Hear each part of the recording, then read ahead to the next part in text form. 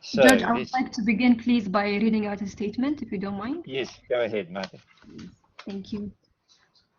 This hearing is in the matter of TCD 001-2021 before Justice Rohr French and is being held by way of video conference.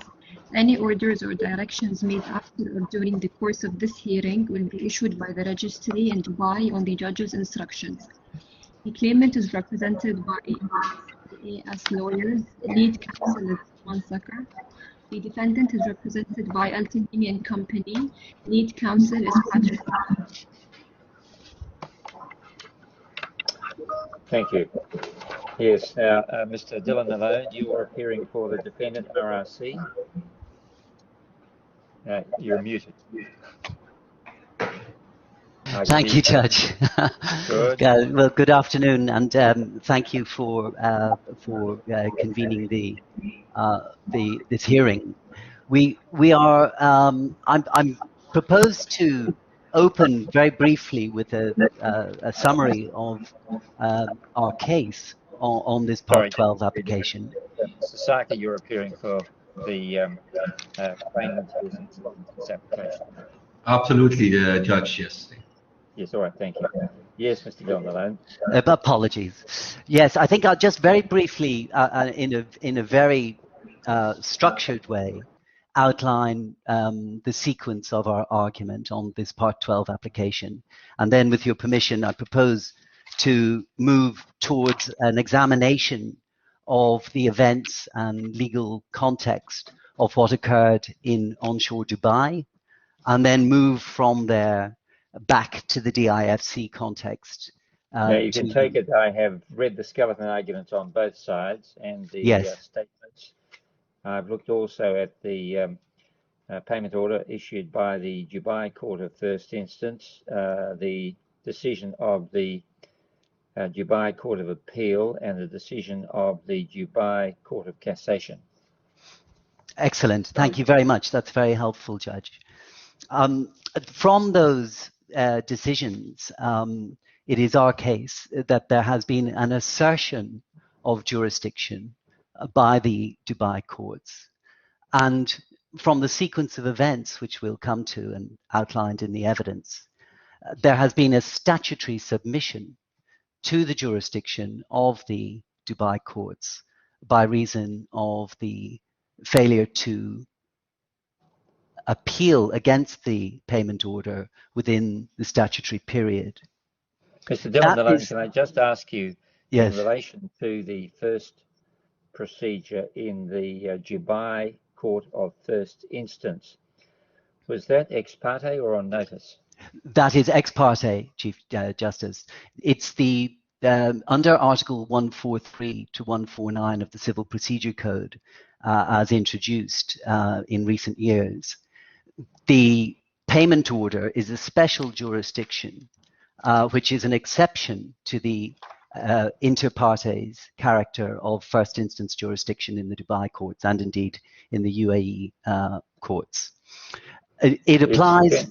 It's generally been recognised. I'm sorry. It's generally been recognised, at least in the common law courts, that on an ex parte injunction there is a special duty on the party applying to draw to the attention of the court any matter which may be material to its decision. Was the provision of the contract under which you were claiming the exclusive jurisdiction provision drawn to the attention of the Dubai Court of First Instance? I believe so. I will have to take express instructions on that, but certainly it was on appeal. And you can see that the appeal court heard submissions on that, and indeed it was the subject of memorials between the parties. Yes, but the appeal court just dealt with it on the basis that the appeal was out of time. It didn't address really the issue, did it? Well, it addressed under the Dubai law, as under DIFC law, when one does not appeal against an order or does not challenge jurisdiction in time, then one is deemed to accept it. If it was a first instance position, the position would be the same, although it arose on appeal in this circumstance. If it were, for example, before an English court or an Australian court or the DIFC court, and a party acknowledged service and failed to challenge jurisdiction in time, that under our law would be a submission to jurisdiction, a statutory submission to jurisdiction, which is exactly what happened in the Dubai court equivalent position. And I bring the court to that.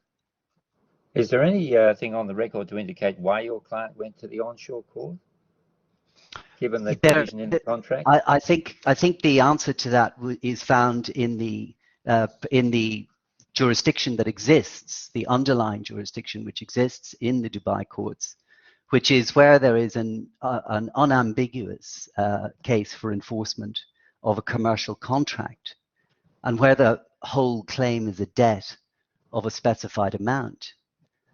Then the payment order jurisdiction under Articles 143 to 149 of the Civil Procedure Code exists, and it is a feature and indeed a requirement of that jurisdiction that it must be submitted to the court in the jurisdiction of the debtor's domicile, and that is the position. So our client made that application. It is a jurisdiction which exists, an underlying jurisdiction, and which would exist, but for, even if the jurisdiction agreement captures this type of proceeding, and I'll come to that, it's a jurisdiction which exists in any event under the Dubai law. And that's important when we come later to the question of what is the effect of a statutory submission to jurisdiction in these circumstances. Well, you're calling the failure to lodge the appeal notice in time a statutory submission to jurisdiction. Yes. Right? Yes. And that is, as I say, that is something which is unsurprising as a matter of international conflicts of laws. It's something which applies in our own jurisdictions. It applies in DIFC law, and it applies onshore under the statutory scheme in place there. So that is the legal context in which that application was made.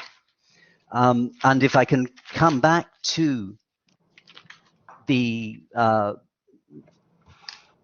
what is said is that this came as a surprise to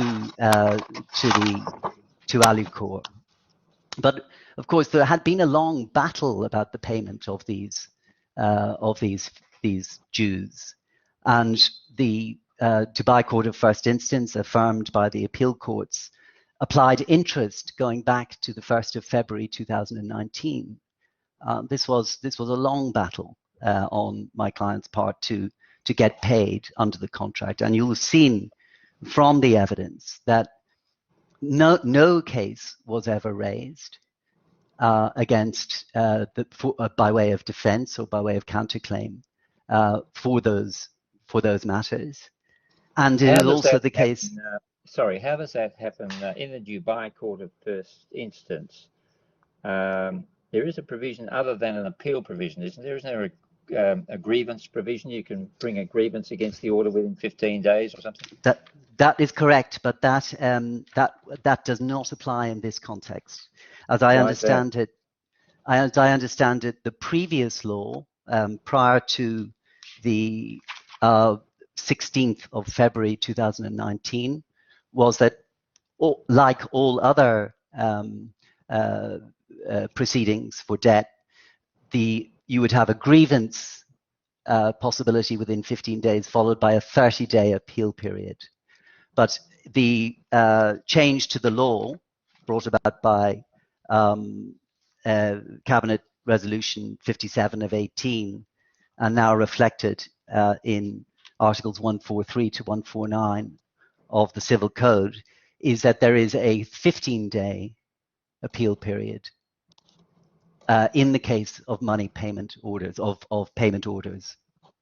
So that this scheme, is the case where you have, I'm sorry to interrupt, I'm just trying to get the picture here. Ordinarily with, not unusually I should say, with ex parte orders, the party affected by the order can come back to the court which has issued it and make an application and set it aside. Are you saying there is no such mechanism applicable to this case? There is a double appeal instead. I am saying that. And if I could refer you to page 15 of the bundle, you'll see in the notice that was served that the notification to Alucor specifically draws attention in the first box to the right to challenge the order within 15 days of the date of notification. You see that? Just a minute, somebody's just helping me with this. Yes. Ah, yes, I see. Sorry, where is it? You have the right to challenge the order or something set out in Article 66 within 15 days. Okay. Yes. Thank you. And that is the right of appeal, which is a full right of appeal. And when we come to look again, I know you've read the Court of Appeal judgment, but you've seen from the Court of Appeal judgment and the Court of Cassation judgment that there was a parallel challenge or there were three grounds effectively. One was that the appeal was within time. The other was that the DIFC court had jurisdiction, and the third was an appeal on the merits. Well, the last two just fell away because of the first, didn't they? The last two fell away because of the first, and as I say, that is a normal exercise of jurisdiction, which should be recognized and falls to be recognized by the DIFC court. There's nothing extraordinary or unusual about that. There's no defect in fair procedures. There's no public policy issue in my respectful submission that calls for the DIFC court to treat what occurred on shore, which in our case would occur at a first instance level in our own jurisdictions by reason of the submission to jurisdiction, the statutory submission to jurisdiction. And so therefore, this is a case in which there is a final judgment of another court within the meaning of Article 5A4 of the Judicial Authority Law, which has the effect of ousting the jurisdiction under, to the extent that it exists, under the Clause 22 jurisdiction agreement and under Article 5A2. That is the effect of Article 5A4 in our case law. Now, the jurisdiction conferred on the DIFC Court of First Instance under 5A2 is not exclusive jurisdiction. In terms, exclusive jurisdiction is that set out in 5A1, I think. So that where the term exclusive jurisdiction is used in the contract, that's really as between the parties, that they will treat it as the exclusive forum for their resolution of their disputes. That's a very interesting observation and question, and I'm precisely coming to that now, Judge, if I may. Yeah.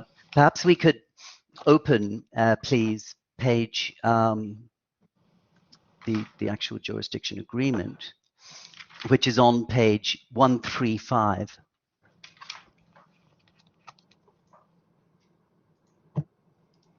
Somebody might be on that, yes.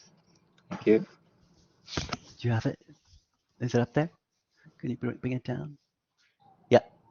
So, first of all, just in passing, Justice, you'll see that the contract is governed by English law. And just in passing, I may as well deal with that point here.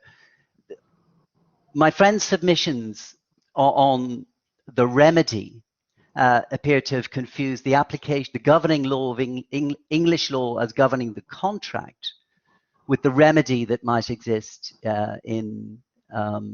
under English law or DIFC law.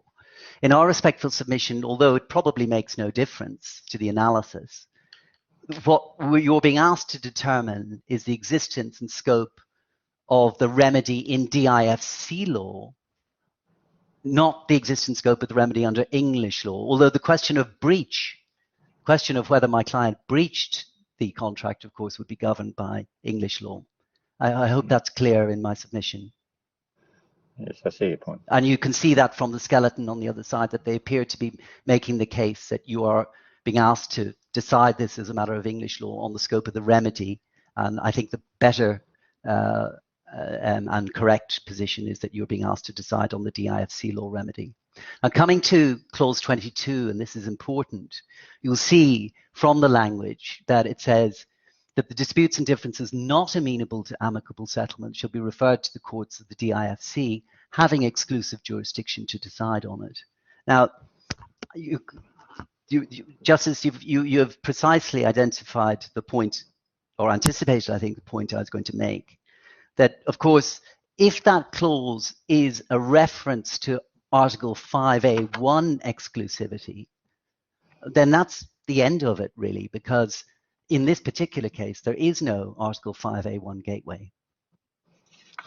But if it is interpreted back on itself in a sort of circular way, as referring, and it is a bit circular, because if it's referring to 5A2, it's referring to the contractual agreement of the parties rather than any exclusivity that is inherent in Article 5A2 in an absolute sense.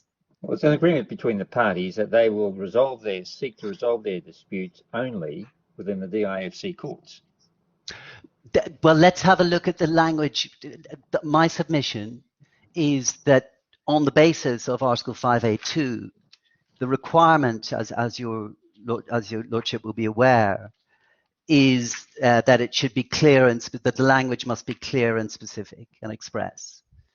Yeah. And in this case, what you have is, without any punctuation or anything, so the disputes and differences shall be referred to the courts of the DIFC, having exclusive jurisdiction to decide on it. So it is one interpretation that means Article 5A1 exclusivity. And as I said, if that's the interpretation you favor, that's the end of it. The other interpretation is that it's referenced back. Sorry, just on that interpretation. Yes. Which of 5A1, A to E, could that possibly be referring to? None. In this particular, okay. in my case, in this particular case, but there may be potentially disputes which might have come within it. On the facts here, there are no gateways. I see the point you're making, though. I understand the point you're making. Let's move to the second. It may not be well written, but it may be fairly clear what the intention of the parties was, I think. Well, yes, and indeed, I think your judgment, or you and your colleagues' judgment in Goal at pages 221 to 222 of the bundle, I think. Oh, sorry, I'll just get the right reference. It's page 217 of the bundle, where you recite the case law and summarize the case law relating to the ordinary interpretation. It's the ordinary construction, objective intention, the ordinary natural meaning of the words, a dispute of the kind that has arisen. So the question is this dispute specific? Is the language specific and clear in the sense of ordinary construction? Is this a dispute of the kind that has arisen that is within that language in clause 22? And in my submission, it is far from clear, and it is not specific, and it is a matter of doubt. But of course, my case does not end there, and I don't need to labour the point. Just as well. Yes, I don't need to labour the point, but I think it's certainly something that the court should address. Perhaps, if I might suggest, it is an anterior point arising in the case. Understood. So, coming back to the circularity, then, I think, Justice, I'm glad from the recent judgments from Laurel, from Goal, from Lacan, which you're familiar, which will be opening presently. It's clear that Article 5A2 exclusive jurisdiction or jurisdiction agreements are not absolute for all purposes, and where a court, including a foreign court, but where a court asserts jurisdiction and that judgment then is a final judgment that falls to be recognized. And I accept, of course, that in foreign, L'Oréal has definitively established that a judgment obtained abroad in a foreign jurisdiction or in another emirate in breach of a jurisdiction agreement will not fall to be recognized. And that's absolutely clear. But here we're in a different context where the intra-court Dubai specific mechanism for automatic recognition applies. And in those circumstances, it is a case in our submission where the Dubai Court of Cassation judgment, the underlying judgments of the Dubai courts, fall to be recognized because they satisfy the criteria, and there are no reasons not to recognize that judgment, either as a matter of public policy or otherwise. It is true, and I accept that it's something that I suppose is a follow-on for your judgment in this case from the court's reasoning and affirmation of the position in L'Oréal. This is like L'Oréal 2 in a way. But it is true, of course, that that judgment affirms the public policy of the DIFC court that judgments obtained abroad in breach of a jurisdiction agreement ought not, as a matter of policy, be recognized by the DIFC court. But that public policy is tempered, not just tempered, it's fundamentally altered in the case of Dubai court judgments, because the policy is to be found in the first instance in the judicial authority law in Articles 5, 4, and 7. And it's also 5, 4, and 7, 7, 4. It's to be found in the protocol to the extent that that has any relevance. It's to be found in Decree 19. And you can see in the judgment of L'Oréal, which I will bring the court to, you may have already, yes, I've read. And I'm sure you have already seen the passages in the judgment where it's expressly stated and very carefully stated that considerations in between Dubai courts have a special statutory scheme, and that what they are stating in L'Oréal does not apply there. So that policy of, as we've said in our skeleton, of giving effect to final judgments of Dubai courts by this court alters the L'Oréal analysis to the extent that the remedy that the party wishing to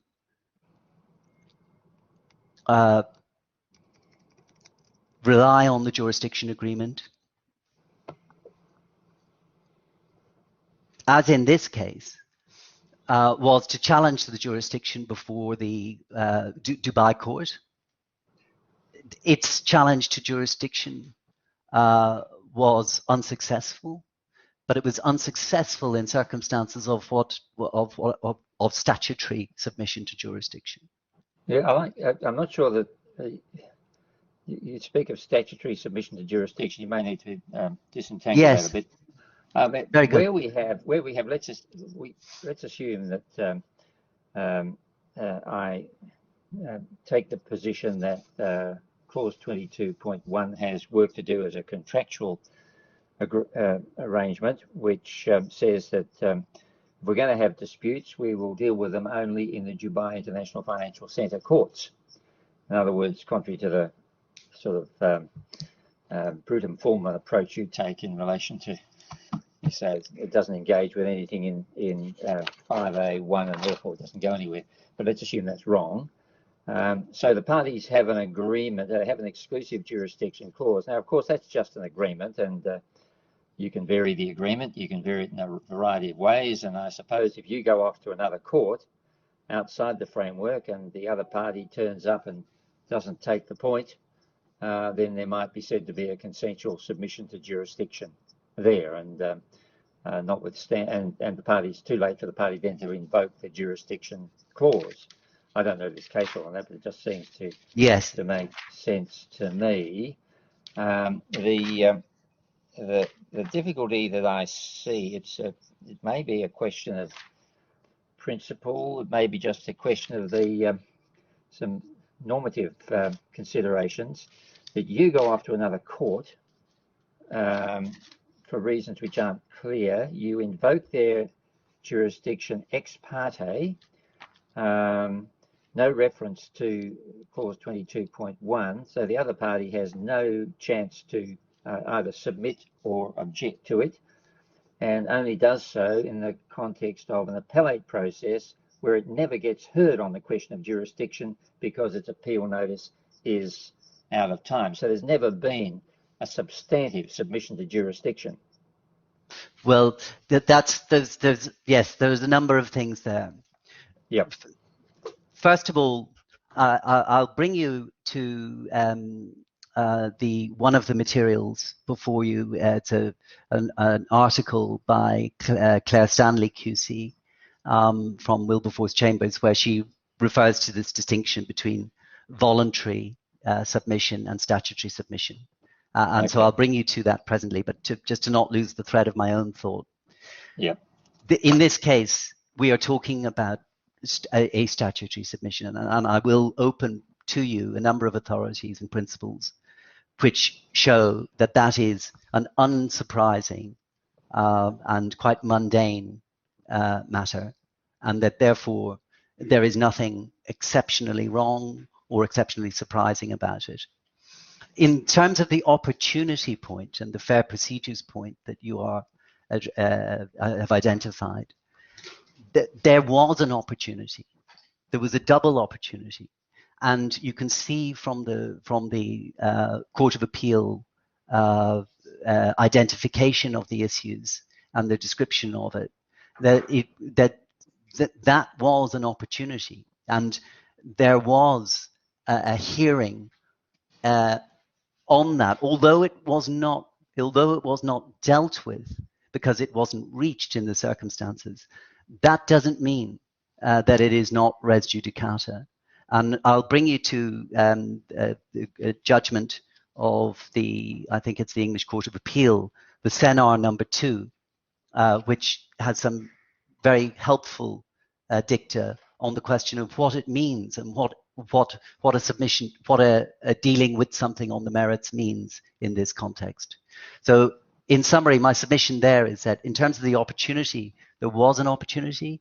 In terms of whether it was dealt with on the merits, that idea of dealing with something on the merits is sometimes misunderstood, and I think that the Senar is very helpful on that, and I'll open that presently. But could I start, Justice French, if I may, just by referring to Rule 12.5 of our own DIFC court rules? Yes. And this is the ordinary rule, which is reflected in the equivalent 11.5 of the civil procedure rules in England. If the defendant files an acknowledgement of service and does not make an application disputing the court's jurisdiction within the period specified, is treated as having accepted that the court has jurisdiction to try the claim. And the position at first instance there is, in my respectful submission, the equivalent of what occurred onshore. And I think I do understand your concern that this was ex parte, but I think one has to take the ex parte as almost the appeal court being the first instance to find the equivalent. And you see that in the Dubai sense, one obtains an ex parte order, and then one has a full right of challenge to come along. And one misses what happened here was that Alucor was in the same equivalent position of missing the deadline to challenge jurisdiction, although it occurred at an appeal level and not at a first instance level. What happens when, just so I'm clear I'm in the right sort of conceptual framework, where you have an exclusive jurisdiction provision and somebody goes off to a different court which has jurisdiction over the subject matter area, all right? Yes. The subject matter of the dispute.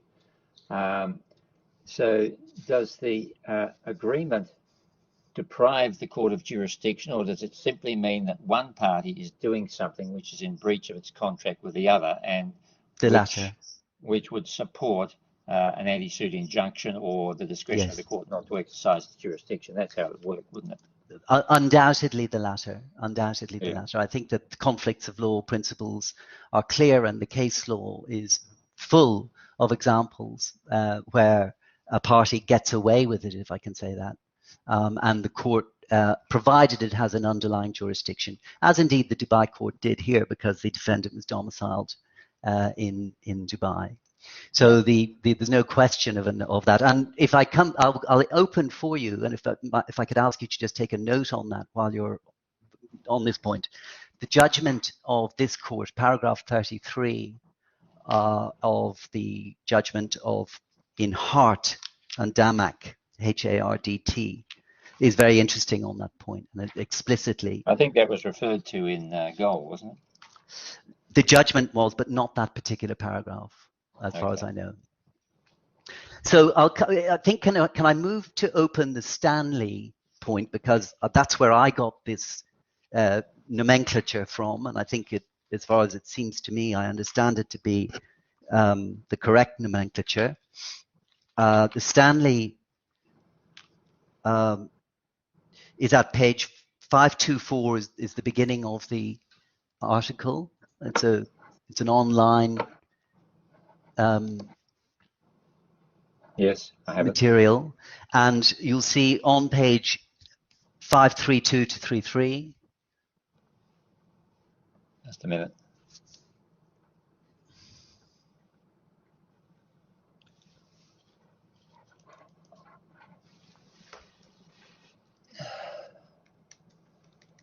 So I've got 532.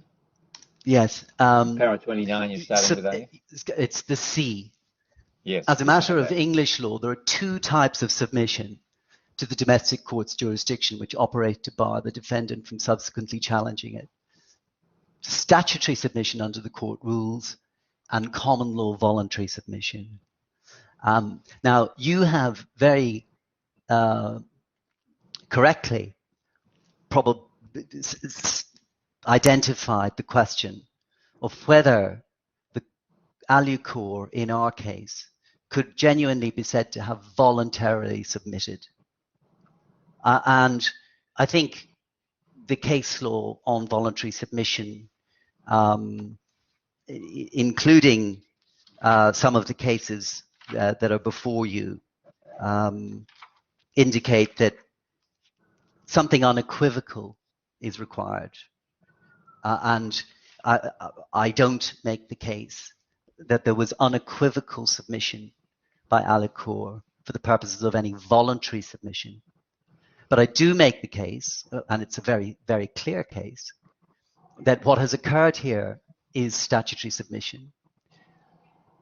And you'll see then that there's reference in paragraph 30 and 31 to, and onwards in 32, there's reference to CPR Part 11, and the equivalent rule in Part 11 is found in our DIFC Court Part 12, Rule 5. And I rely on all of that.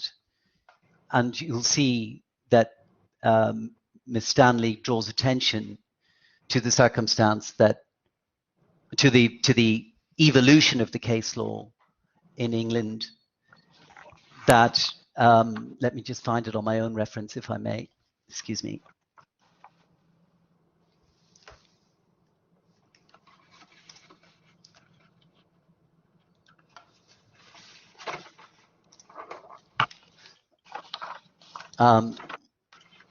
At paragraph 35 on page 533, she says that CPR 11 is a complete code for all jurisdiction applications both those which dispute the existence of the court's jurisdiction and those in which the court is asked not to exercise its jurisdiction and to stay the action.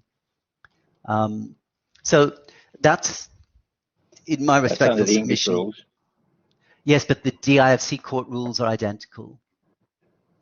I'm sorry, we're not looking at the DIFC court rules, are we? We're looking at the Dubai court. That's correct. What I want to do in this part of my submission is draw attention to how what occurred on shore is no more than what would have occurred under the DIFC court rules as well. But and it does not raise a matter of public policy. What rule of the or law relating to the Dubai court supports the conclusion that there is what you call a statutory submission to jurisdiction? Yes, thank you. It's Article 150 plus Article 152(4) of the Civil Procedure Code, and they were forwarded to the court, I believe, and to my friend, and they're at page, excuse me, 208. Oh, they were included in the bundle, apologies. 208 of the bundle and 209. Okay, I'll just ask for that to be called up. Yeah. So here I have 208, yes. Yes, and if we scroll down to Article 150, the first indent, no appeal may be brought against judgments, save by a person against judgment who has been passed, or by a person who has acquiesced in a judgment, whether expressly or impliedly, or by a person in whose favour judgment has been passed in respect of all his applications, unless the law provides otherwise. And if I could then move to... Well, hang on, sorry, just a minute. So that's a limitation on appellate jurisdiction. In other words, the court can't hear an appeal which falls into that category. Yes, if the person has acquiesced in a judgment, either expressly or impliedly. And then we move on to Article 152, indent 4. Yeah. The failure to observe the dates of appeal in cassation, that means in appeals, against the judgments, shall result in the forfeiture of such right, and the court shall, sua sponte, decide forfeiture. Sorry, the right being? The right to appeal is forfeited if you fail to observe the dates of the appeal. So if I can refer then to the actual judgment of the Court of Appeal. Is that what you rely upon to constitute a statutory submission to jurisdiction? That and the judgment, that's what occurred in the Dubai proceedings. I heard, but I'm just saying those provisions, Articles 1, which say there is no appellate jurisdiction. In effect, there's no appeal right unless under the conditions they're set out. Yes. And if I can refer you to the actual judgment then of the Court of Appeal. Yes. Which is at starting on page 17. Yes. And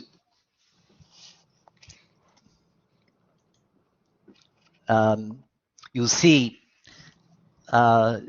Justice French, obviously on page 18, I rely on the description of the events on page 17, but for present purposes, and I say about that this is the appeal judgment recording the facts as found by the Court of Appeal following the submission of memorials by the parties, including submissions on jurisdiction, on merits, and on appeal deadlines. Mm. So there is a treatment, and we'll come back to this when I open the Senar judgment, Senar number 2. In my respectful submission, everything that is stated on page 18 of the bundle into page 19 indicates a full appreciation by the Dubai Court of Appeal following the submission of memorials when delivering its judgment of the underlying facts and arguments. And you'll see, if I could just go to the last page of that judgment, it's on. But it never got to the merits of those things. It never determined the merits because it said the appeal was out of time. Yes, and that is a submission that it was out of time under the rules, which is, as I say, an ordinary and mundane submission to jurisdiction. Well, yeah. So if I could refer you then to page, I'll skip forward to page 21, the second paragraph above the dispositive. You'll see the appeal time limit has commenced, etc. And at the last sentence it says, on this basis, the court ex officio rules the forfeiture of the right to the appeal, due to the filing of the appeal after the prescribed time limit. And you see there the language of forfeiture reflecting the requirement and law in Article 1524 of the Civil Procedure Code, that if you miss the deadline for this special jurisdiction of payment orders, again remembering the public policy behind the payment orders in Dubai law, to introduce a speedier and more effective mechanism for enforcing commercial debts which are acknowledged, and in respect of which there is an acknowledgement, and that's the case here. So when advising clients as to whether a payment order is open or not in Dubai law, one must address first and foremost whether there is anything on record which amounts to an acknowledgement. And in this case, of course, there was. The court had undoubted jurisdiction. It was tailor-made for this situation. So perhaps it's a good point to bring you, Justice French, to the Senar, because I like you, I think it merits attention, this question of dealing with something on the merits or not dealing with something on the merits. And I hope that this will ease your concern. The judgment starts at page 395. Well, I suppose I can go this far, can I, and conclude from what is said, at least in the Court of Appeal, the first instance record's pretty spare, that this looks like what we might call an application for summary judgment on a debt, albeit ex parte. Well, it's not ex parte at appeal level. No. At first instance, yes. You present all these materials to the first instance court. You say we've got the invoices, they've acknowledged them. Yes, exactly. We want the payment order. Yeah, absolutely. And we have provided the court this morning and my friend by email, and I hope you've received them, with the provisions of Article 143 to 149 of the Civil Procedure Code, under which this mechanism exists. Yeah, I think I've seen those. So if I might then open the Senar number 2, it's at page 395.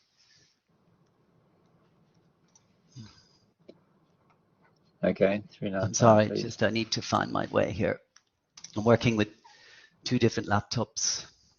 I'm just waiting for it to be brought up by my Mr. Paciso. Yes.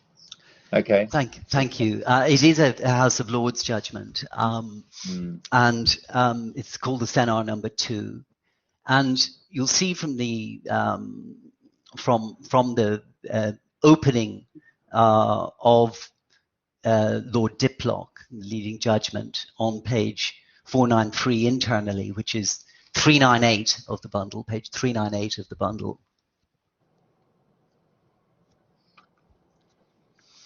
Yes. Starting at the second paragraph.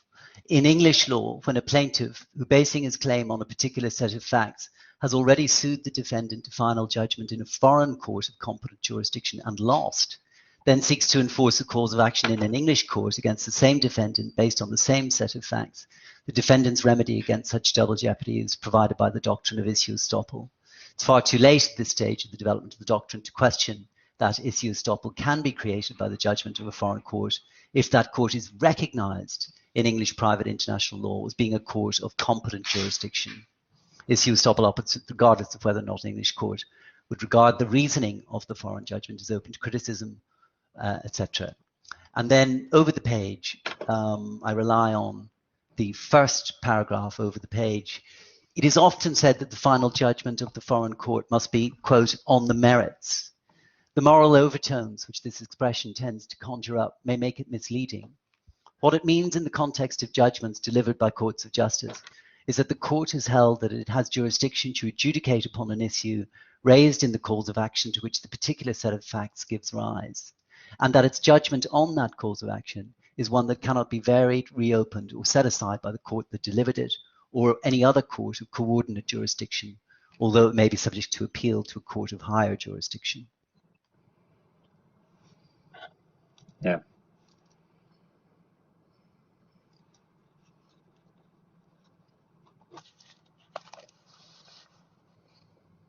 I think you've gone onto mute for some reason. I can't hear you.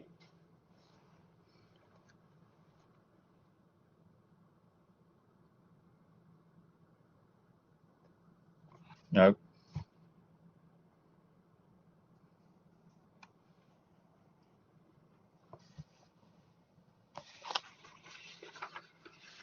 Can you hear me now, Judge? Yes, I can. Thank you very much. Can you hear me? Yes. Yeah, I'm now hearing him now through my computer rather than this. Can you hear me? Yes, I can. Thank you. So I'm relying on two quite lengthy passages, and if you forgive me the length of time, I think it does repay. On this page, it's 404 of the bundle, 499 internally, and right at the top, after the reference to Carl Zeiss Stiftung, there's the first matter is that if an estoppel exists at all, is the kind of estoppel which is known as issue estoppel per rem judicatum.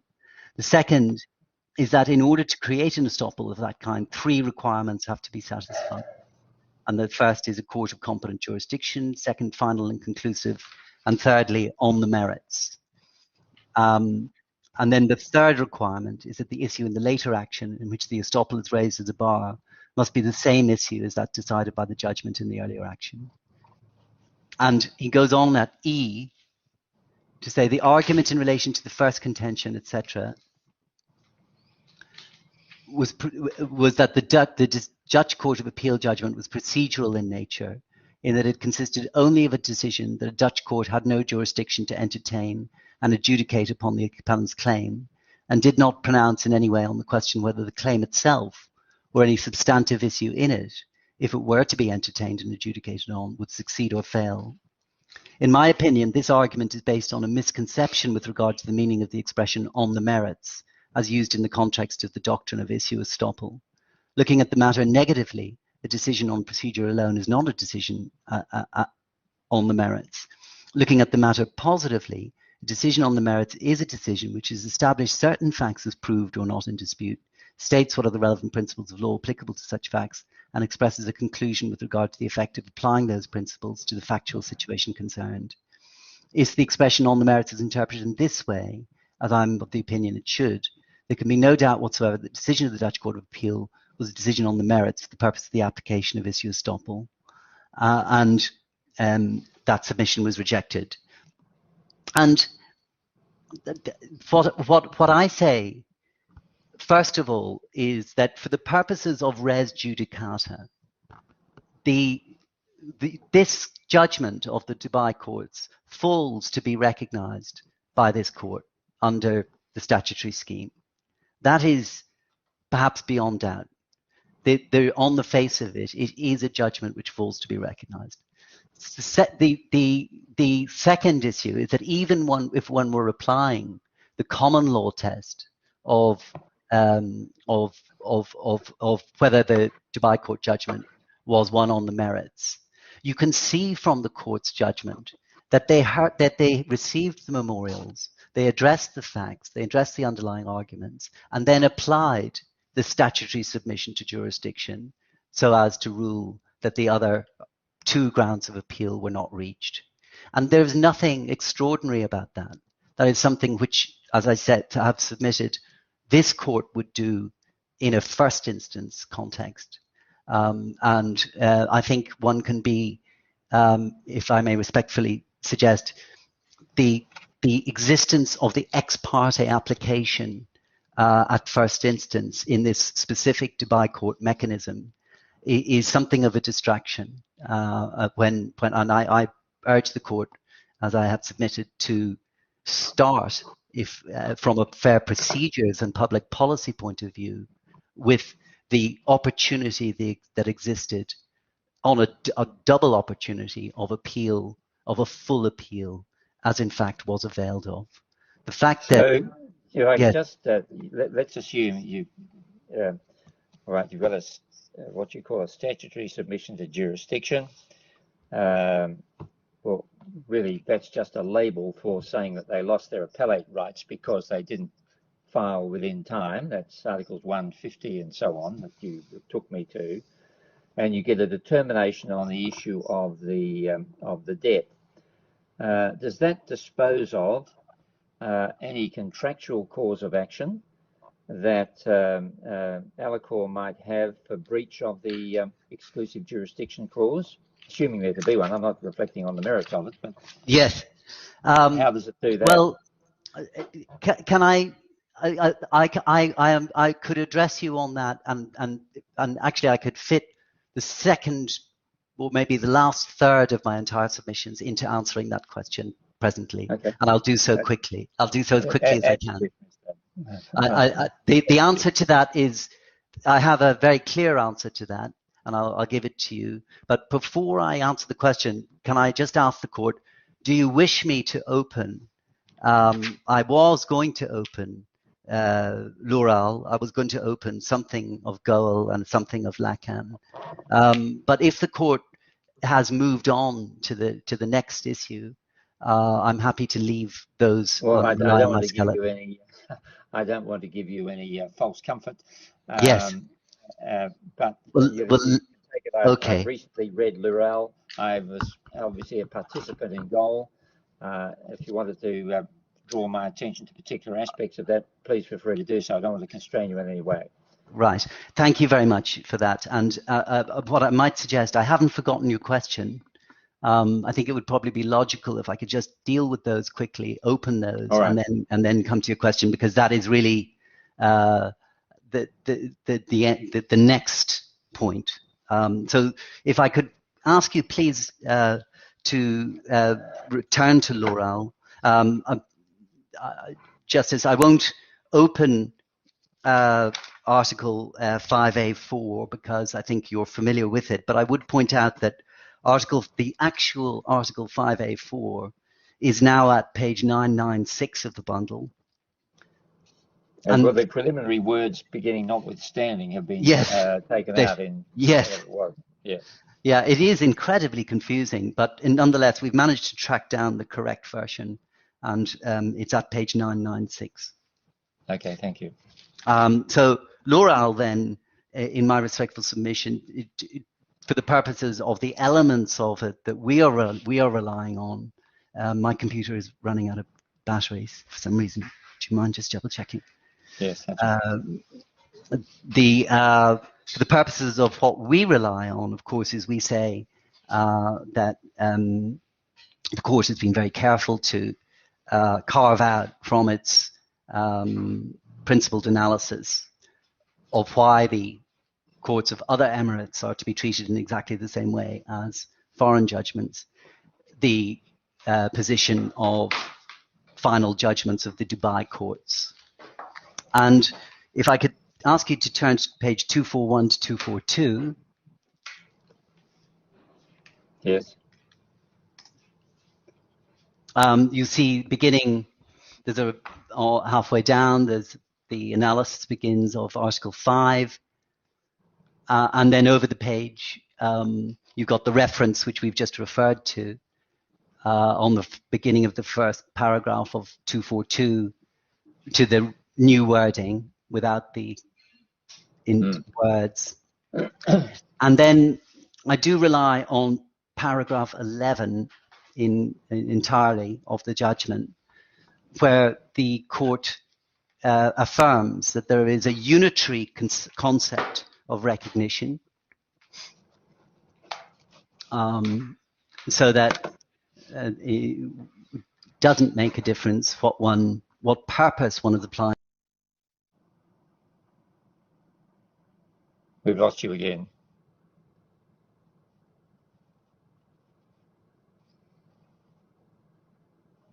Can you hear me now? Yes. Hello? Yes. I'm yes, sorry.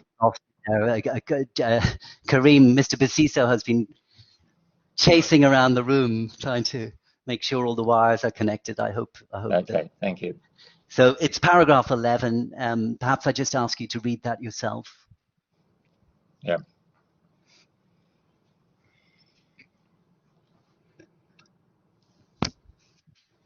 Okay.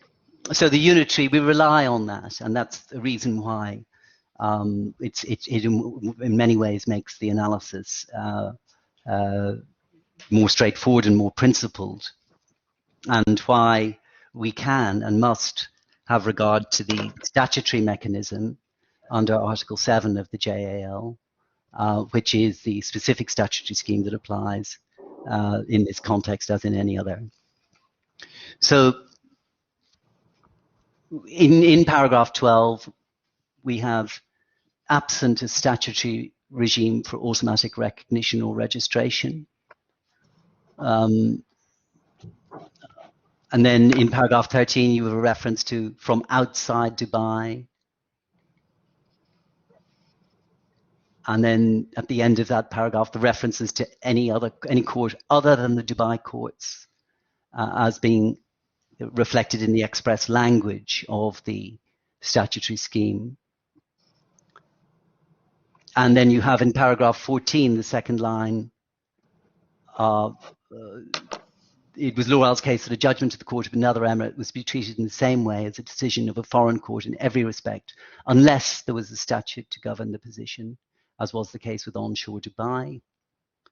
And then over the page at paragraph 16, halfway down, there cannot be, in the view of the court, judgments which are recognized or incapable of recognition for the purposes of enforcement, but which are treated differently for other purposes. That's picking up the recognition point again. Yeah.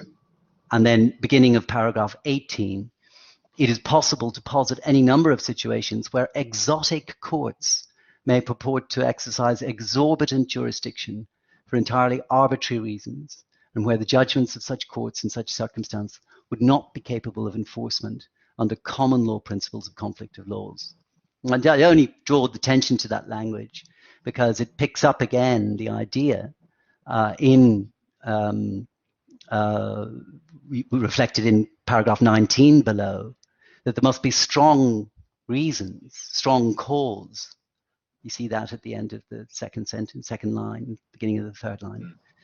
That even when one applies the common law test, of course, where one has a final judgment, there must be strong cause. Now, of course, the DIFC Court of Appeal goes on to affirm that in the case of a breach of a jurisdiction agreement in the DIFC courts, that in itself is a strong public policy reason, and that is why those judgments will not be recognized, which gives rise to, therefore, no res judicata on any issue.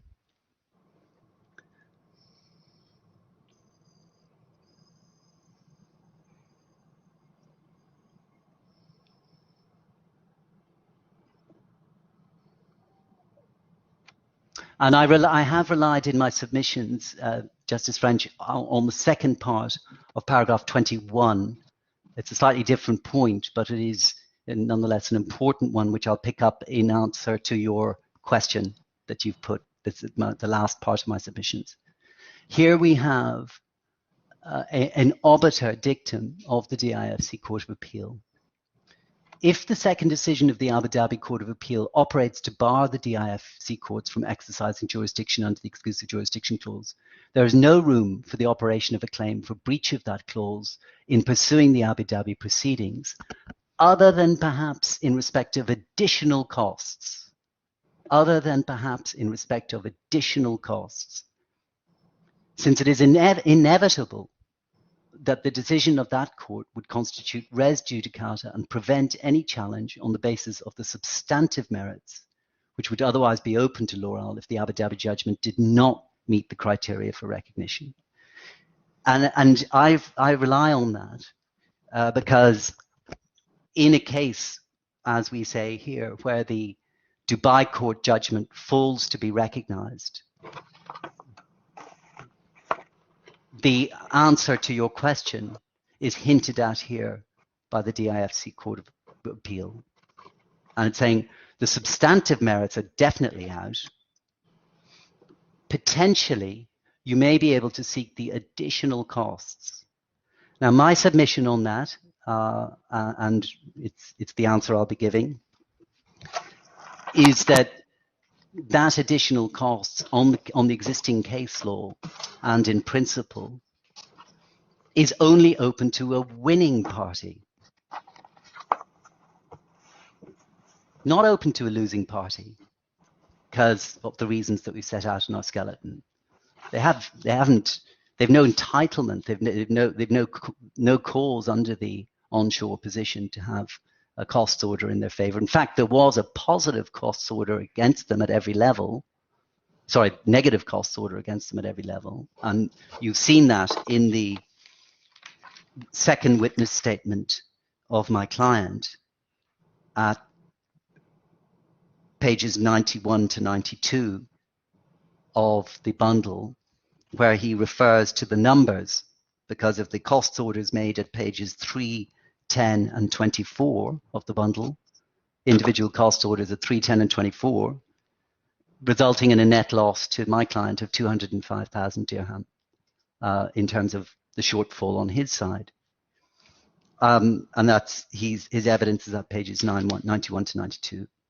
But the answer, I say, to your question, picking up on it, is that where the judgment itself is res judicata, falls to be recognized as here, the only potential room that's left is for an argument by a winning party that the additional costs of those proceedings should be subject of a damages action before the DIFC court.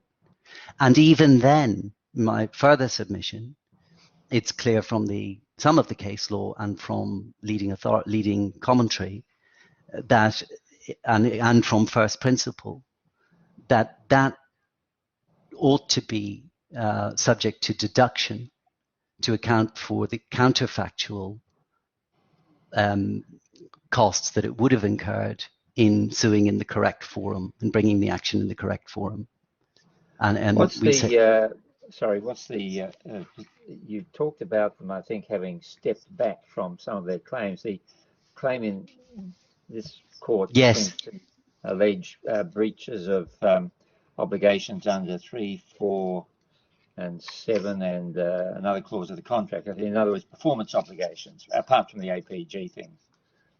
Yes, I think what we've characterized them as is the works claim and the APG claim. So the works APG, claim, yeah. APG claim, and in the skeleton argument on behalf of the Alucor and in the witness evidence of Mr. Excuse me, I've forgotten his name momentarily. It is clear that for jurisdiction purposes, they're pinning their colors to the absence of res judicata. To the jurisdiction of this court to award damages for breach of the jurisdiction agreement.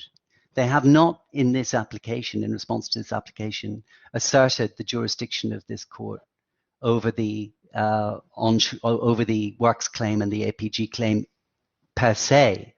What they have said is we are entitled to the same amount in damages for breach of the jurisdiction agreement as the Dubai courts awarded. So they reach it by a roundabout route. I say that the substantive claim is in fact res judicata. I'm saying under the law, under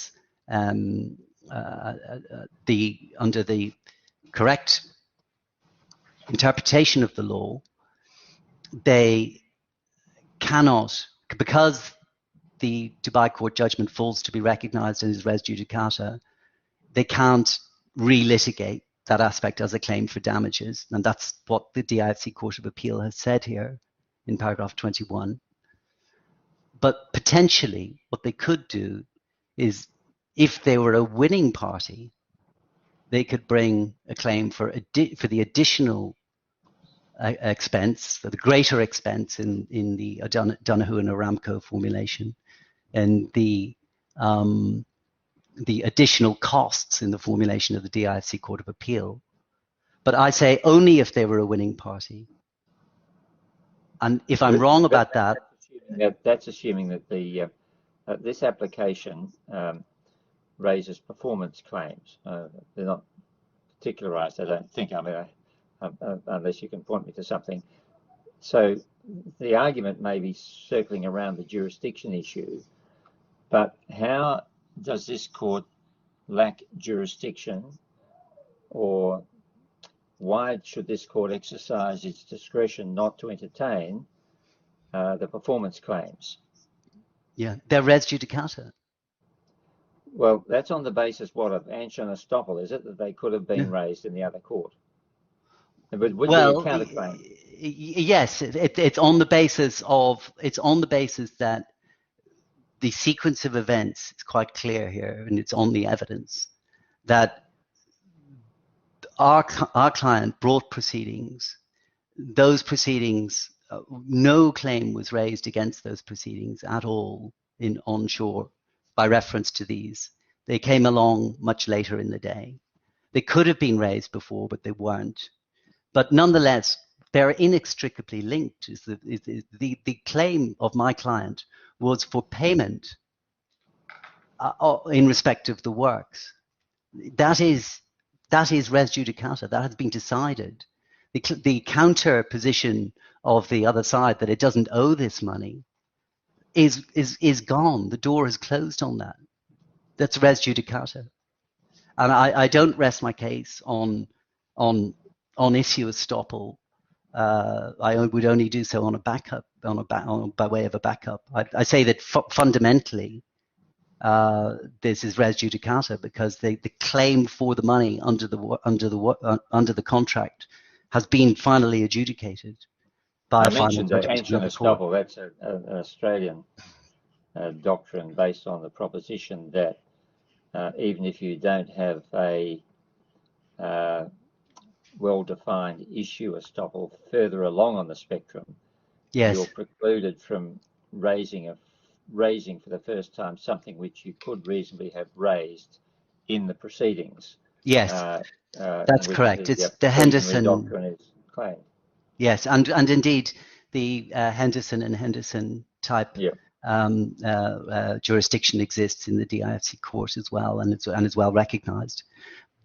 But fundamentally, and I want to be careful about this and clear, I hope, that it is res judicata. It's inexplicably, it's the dancer and the dance. How can you tell the difference between what they are saying, we don't owe the money, when in fact they were adjudicated upon that they did owe the money? This is not like a different legal issue or different factual issue that could have been raised by way of counterclaim or to offset. This is fundamentally the same issue. By the way, was there any facility in the onshore court to apply for leave to file the appeal out of time, or is it just sudden death? It's sudden death. I have established that from my colleagues, and if you wish, we can provide you with, and my colleague, with something on that. I mined down into that yesterday, and the position is that in respect of these payment orders, the scheme is designed in the way it is, and there is no discretion. Under the law, the guillotine falls, and that is it. Okay. So then, just by way of completion, very quickly, Justice French, if I might refer to paragraphs 25 to 27 of the L'Oral judgment. Again, there's a reference in 25 to the absence of any statutory provision which governed the situation. The position as between the DIFC courts and the courts of other emirates than Dubai is not governed by statute, whereas the position between the DIFC courts and the courts of onshore Dubai is.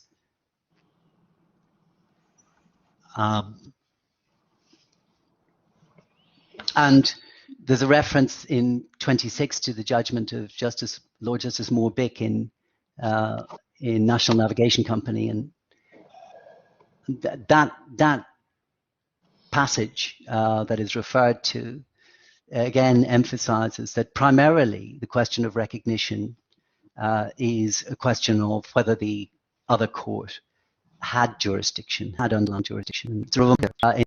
In this context of the tension that exists between a contractual analysis and a conflicts of a law analysis, and that dictum or that passage that's referred to there, I won't open it, is reflected in the Dinelli article that is included in the materials. And again, with your permission, I won't open it unless you want me to. But the analysis of that Australian jurist is interesting because it highlights in this context how if you apply a purely contractual analysis, as you say, a contract lawyer's analysis of what's going on here in the recognition of judgments between courts, sovereign nations, or indeed between the courts of an emirate inside the emirate, that's not just about contract. It's about the allocation of jurisdiction. It's about the public policy. It's about the mechanisms whereby jurisdiction is allocated between them. And here we have the answer. The answer is absolutely clear. The JJC exists in order to, has an exclusive jurisdiction to resolve those. And again, without laboring the point, I hope, I just refer you then to the passages in the judgment of Lacan. It's where Decree 19 is described. The judgment starts at page 230 of the bundle, and the passages I rely on are on pages 233 and 235.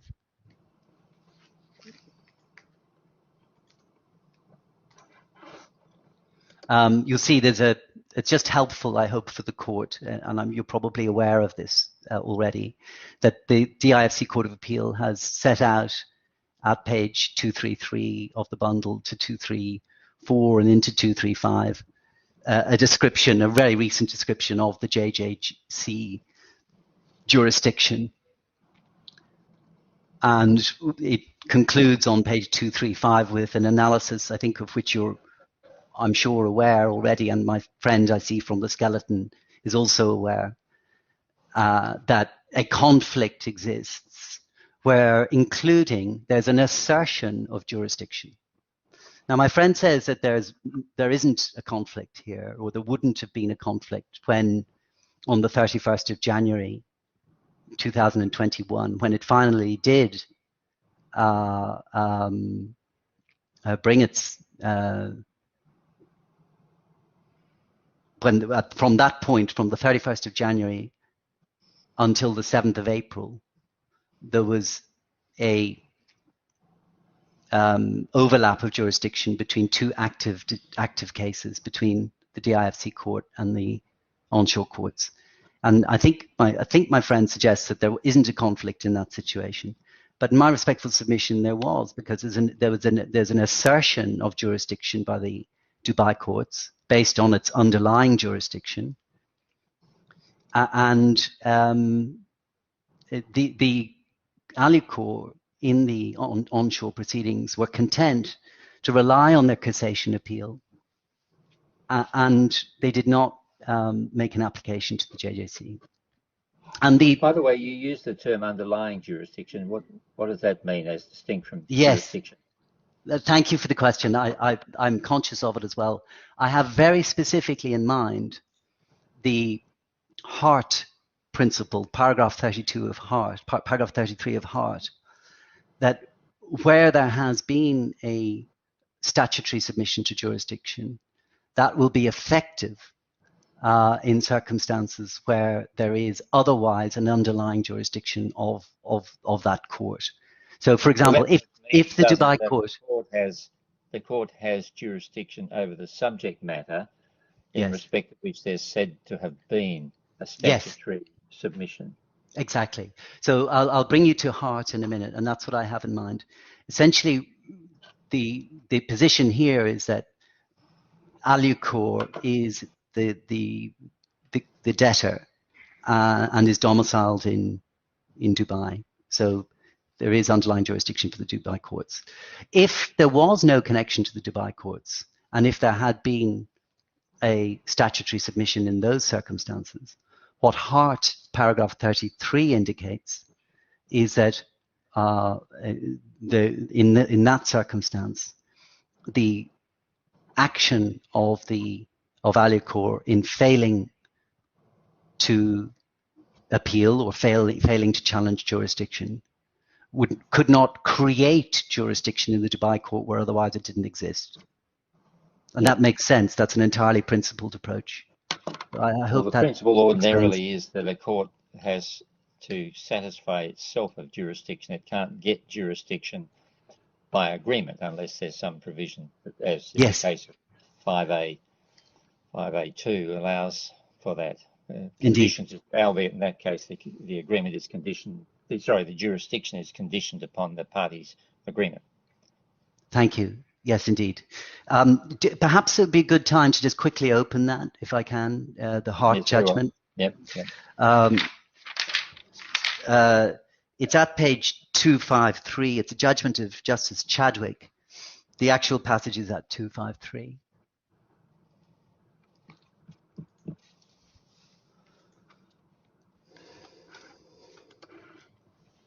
And it's a little bit dense, this language, but it's the second half of paragraph 3. But I'll read the entire, or perhaps I'll let you read the entire paragraph 33 first. 3 or 33? We're looking at 3, are we?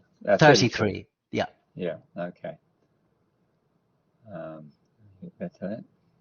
So in my judgment, the effect of. Yes, I've got it. Thank you.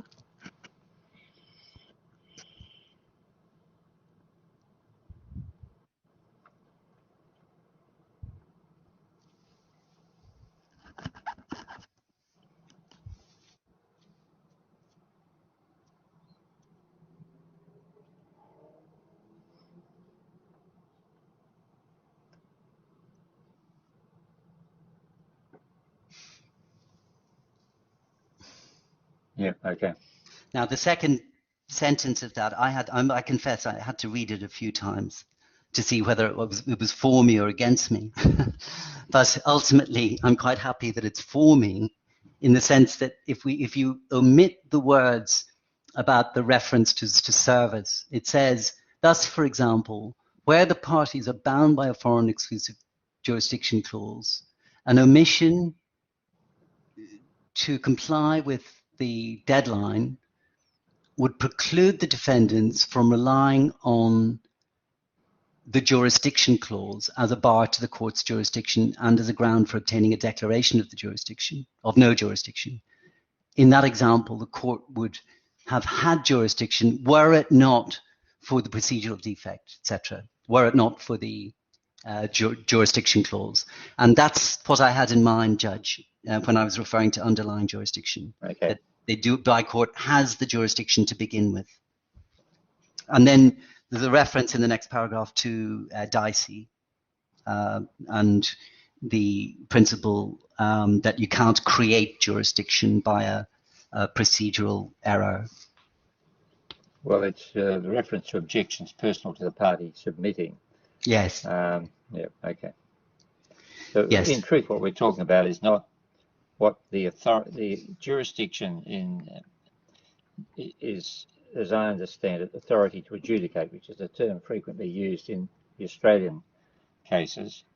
The court's authority to adjudicate, yes, conferred by statute, and the question which arises when a party appears before the court who's bound by an exclusive jurisdiction provision to litigate in another court is whether the party should be permitted to litigate in that court, notwithstanding it has jurisdiction over the subject matter. yes. And it's not a case, I suppose, of the court saying, I don't have jurisdiction, saying you can't come here because you agreed to go elsewhere. Indeed. And I think you have written extrajudicially on that, if I'm correct, in the past. Okay. But that I think fundamentally, when one thinks of what has occurred, what is the primary focus for this court, again coming back to a final judgment of another court being governed by the special statutory scheme, with the JJC in place, with the I won't open the protocol related material in the other judgment unless you wish me to, but I think the point I just wanted to make about the protocol is that there is a debate about the extent to which it's in force, and particularly in the context of Article 5.2.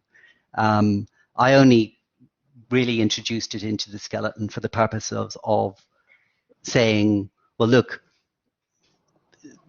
it's perfectly normal for and unsurprising for Dubai, for the two sets of Dubai courts, not to lay down any absolute rule about jurisdiction agreements, because that, first of all, that never happens even in a conflicts position between well, it's kind nations. of putting comity into a memorandum of understanding. Yeah, framework, exactly. Yeah.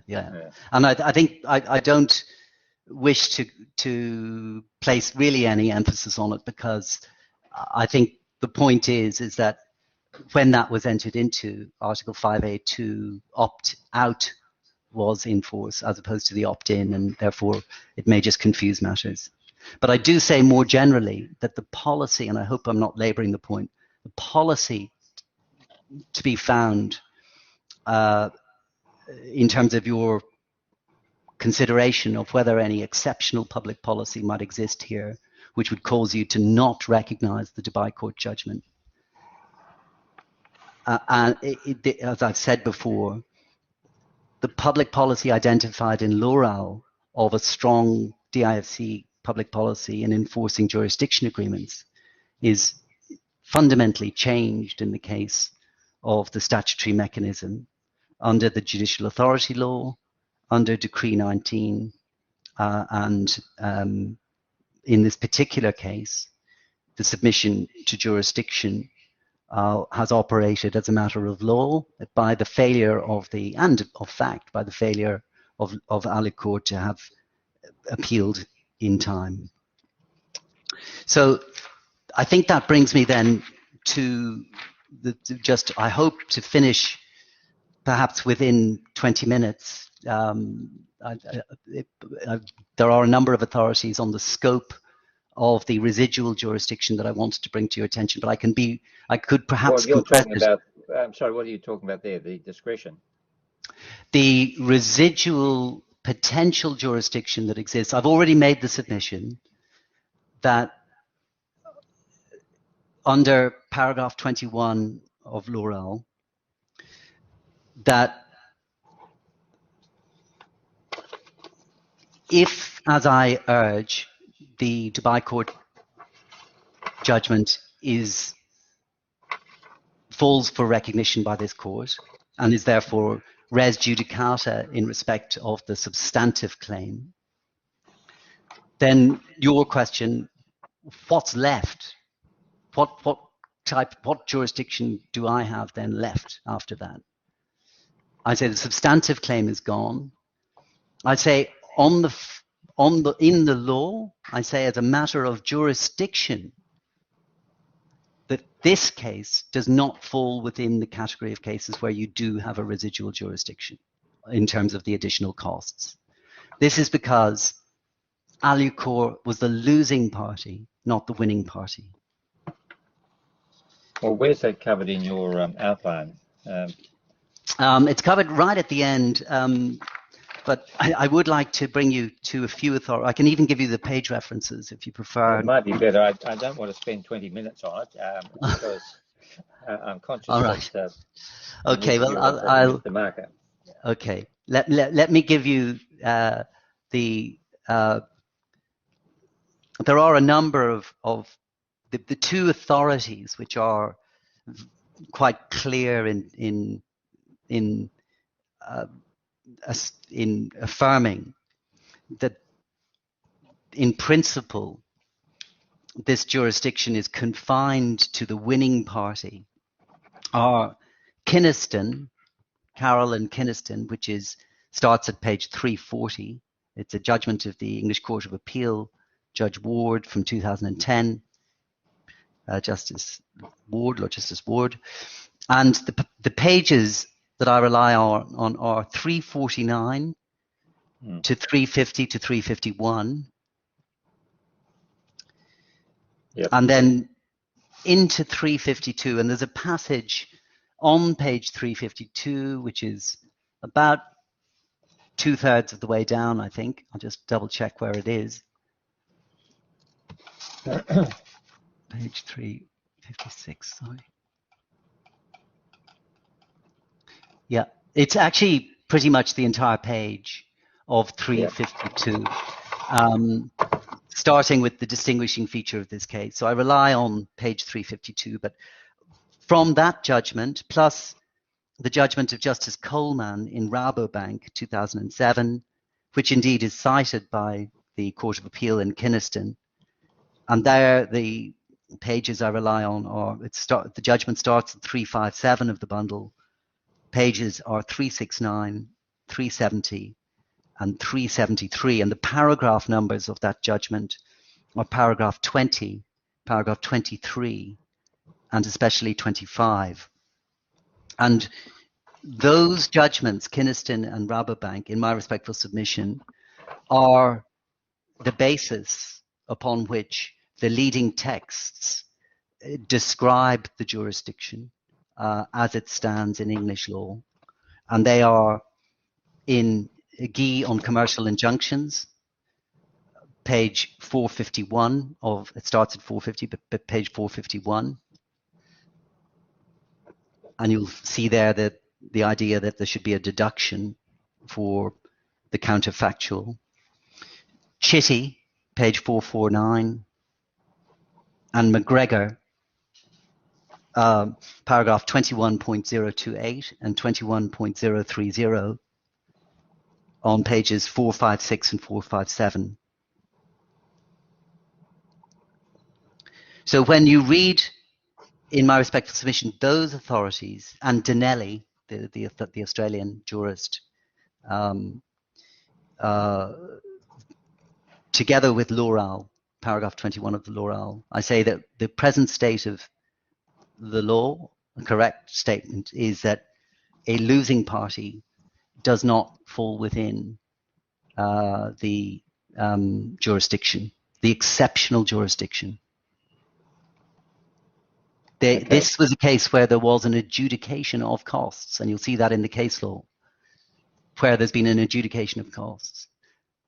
This was a case where it was ruled against at each level the costs, and therefore the idea that they have suffered anything additional just simply doesn't arise. they suffered no loss. In the alternative, under 12.1.2, under the Part 12 application, under the reasons not to exercise the jurisdiction, I've concluded this in my skeleton and I'll conclude here as well, is that because even if we're wrong as a matter of strict jurisdiction, and whether you regard my arguments just now as really falling within as a matter of scope and proof, it's inevitable and in any event clear that here there was no loss, and therefore there's no good reason to exercise such jurisdiction as this court may have under 12.1.2. Okay, thank you very much. Thank you, Justice. Yes, Mr. Sarkar.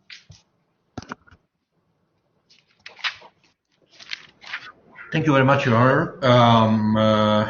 I won't take as much time as my friend took in his opening. I will just want to make 3 observations regarding my friend's argument opening, and before taking you very briefly again through the grounds raised by the claimant for dismissal of respondent's application. First of all, I have a very procedural observation that we have received this morning a certain number of legal authorities that were added to the bundle a few minutes or maybe 20 minutes before the opening of this hearing. So in this respect, it is obvious that I was not able to review these authorities, and I just want to make it clear to the court. My second observation concerns the Dubai proceedings, and my observation is of factual nature regarding the sequence of events that took place during the Dubai proceedings. First of all,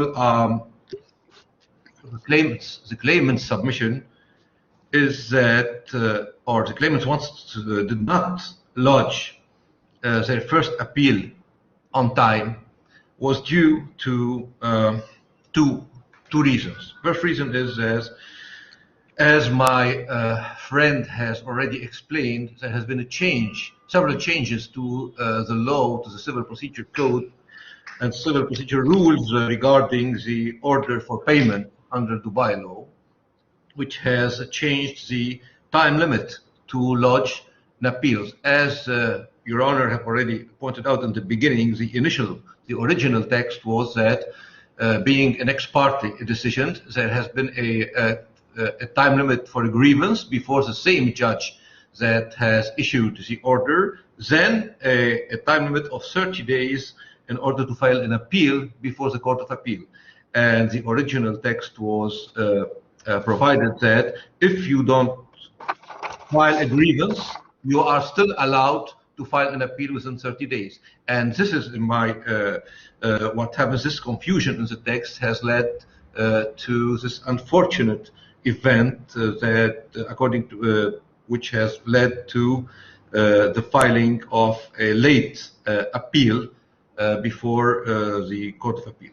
Then the second issue was the second reason also for this failure relates to the way the service of the order for payment was made, and I think this is also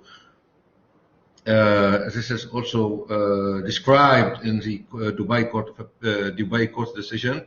This aspect of the defense, the order was not served personally on Alucor. It was pasted on their door, on the door of their office during outside the working hours.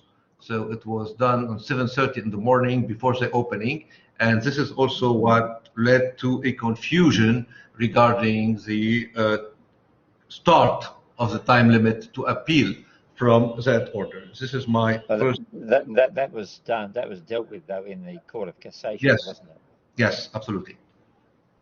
So that argument's been, as it were, done and dusted. How does it impact on my role? I'm just pointing out what happened just for the completeness of the picture, Your Honor. I'm not. I will come back to this. No, I'm not. The second observation is also relating to the Dubai proceedings. Contrary to what you have heard from my friend, the claimant Alucor did never submit to the statutory jurisdiction of the Dubai courts. From the beginning, I don't think he says you ever did consciously submit to its jurisdiction. His contention is that by operation of law, it's as though you had. Yes, yes. As a matter of law, of Dubai law, they did not. Again, because from the beginning, they have raised the lack of jurisdiction, the exclusive jurisdiction of the IFC courts, and at the second stage of the appeal before the Court of Appeal and the Court of Cassation, they have raised the issue of the start of the time limits to appeal. So these are the only defenses that were made before the Dubai court. There is, of course, as maybe you can read, and I think my friend has already pointed out to that, there is a what we call under civil law a subsidiary defense, which consists of saying, well, the amounts of the requested by the claimant in that case, which is the defendant here, are not due. That's all, but no evidence. And this is a subsidiary defense in case the Dubai courts find that they have jurisdiction over the case, which is a kind of a reservation of rights. So in case the Dubai courts find that it has jurisdiction, then that will move to the merits of the case, and in that case they will be able to submit their substantive defense regarding this matter. So that's all. Again, in this context, the order for payment is indeed an ex parte order, an ex parte decision, and as my friend has pointed out and accepted, it is a very exceptional jurisdiction that has been conceived or designed to deal with undisputed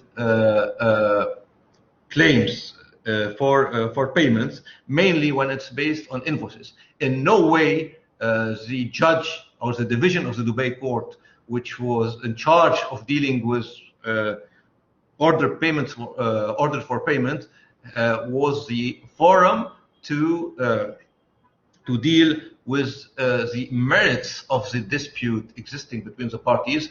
I mean by that the performance claim and the set off between the damages arising out of the performance claim and the invoices which were served as basis for the payment, the order for payment.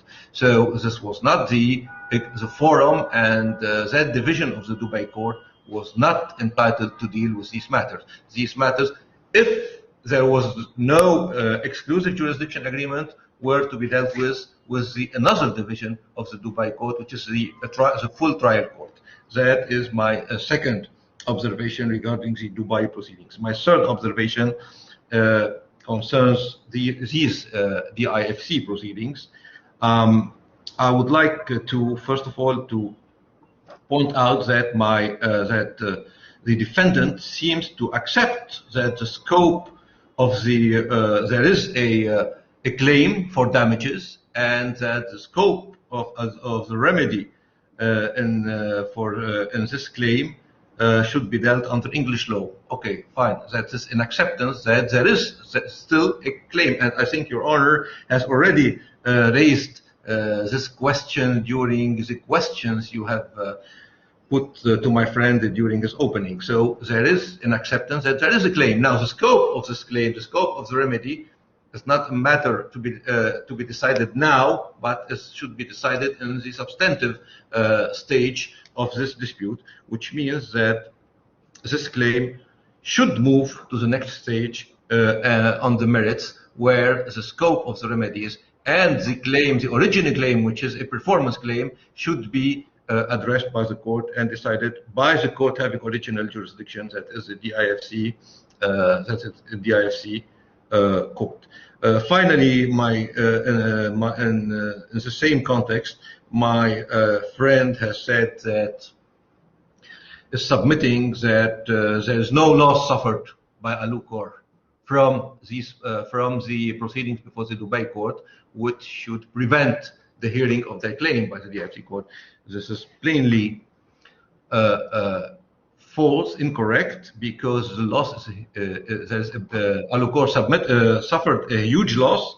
This loss results at least from the difference between their performance claim, the damages arising out of the performance claim, and the amount that has been awarded by the Dubai courts. If there have been a set off between if these claims, let's suppose that both claims were successful.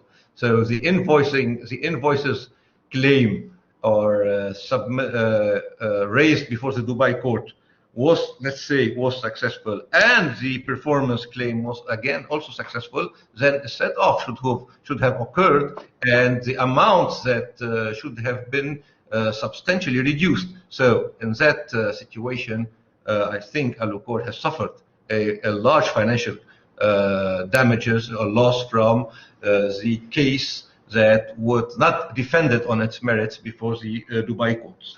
That were my three observations.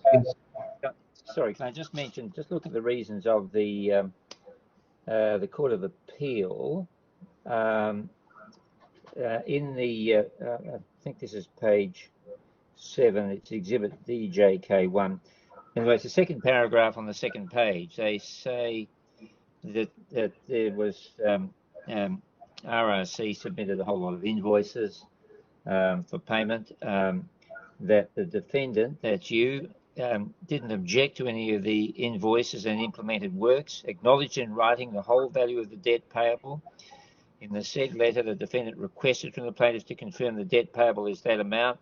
Plaintiff confirmed that.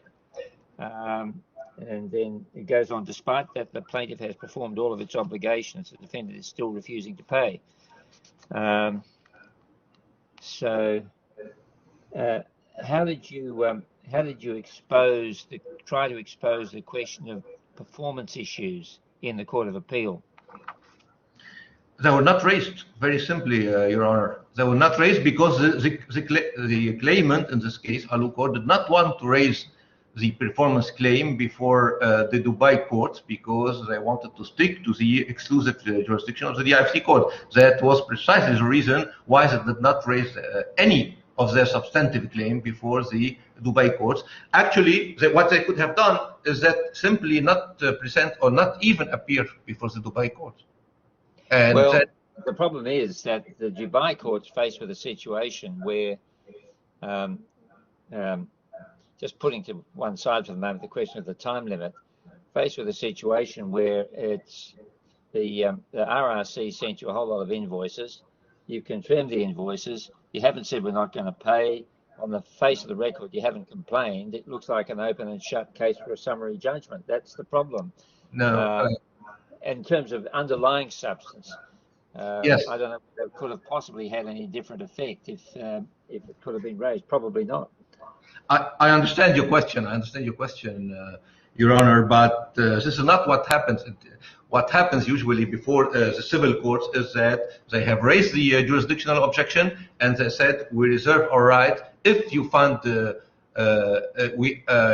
you have jurisdiction to defend our case and to submit evidence. But the problem is, and I will come to that in a bit, I was going to come to that in a bit, the Dubai court did never discuss its jurisdiction. They just rejected the successive appeals of Alucor based on the time limit issue. And this is where the Dubai court has erred, in my view, because, and I will come back to that in a bit, under the civil procedure rules, the Federal Civil Procedure Code, this is a matter of when a court is faced with an objection to jurisdiction based on the subject matter jurisdiction, the ratione materie, it is a matter of public policy, and that they should have, according, and I will come back to that in a bit, they should have raised their lack of jurisdiction or the issue of jurisdiction sua sponte, without even, and without, before going to the to the other issue in that case. I see that my friend was trying to say something, but I think he's talking to somebody else. Okay, all right, okay. But I suppose the fact is this, that sitting as a DIFC court of first instance, as I am at the moment, it would not be open to me to reflect upon the correctness or otherwise of the Dubai Court of Appeal. Absolutely. Which also, it strikes me as probably actually exercising in this context a kind of a regional rather than appellate jurisdiction, because you can go from your ex parte order off to the Dubai Court of Appeal, and you can take all the merits as though you were running a trial. Absolutely, and this is not the point. We are not asking the DIFC court to review or to rejudge a matter that has been decided by the Dubai court. This is not the point. This is not the... I understand that, yeah. Yeah, so that's very clear. And if you allow me now, I would want to take you very quickly through the grounds for dismissal that Alucor is raising in that case, very quickly. Yes, that's right. I'm going to be very quick. I'm sure that you have already, I see that Your Honor has a very good grasp of the case, and I see from the questions put to my friend during his opening that you have already, that all the issues that are important in this case has already been defined, if you want. Anyway, but my first ground concerns the valid service of the DIFC court claim. Actually, I don't know if this issue that was raised in the Part 12 application in the beginning is still standing. I haven't seen any reference to that in my friends in the skeleton. I don't know. I don't think. No, I don't think. So I will skip it then, because I don't think it is still maintained. You're pleased not to have to deal with that. Yes. So my second ground for dismissal is, of course, the IFC court's exclusive jurisdiction over this dispute, and I won't be long on that. I think it has already been discussed at some length during my friend's opening. There is, I have already pointed out in my skeletons the authorities of the DIFC, several authorities from the DIFC courts that ruled that their jurisdiction under the judicial authority law and under all of the gateways is exclusive. So it is, and well, this includes the gateway. Yes. I don't think that's quite right. With the 5A2 one. Yes. 5A1 sets out the heads of exclusive jurisdiction.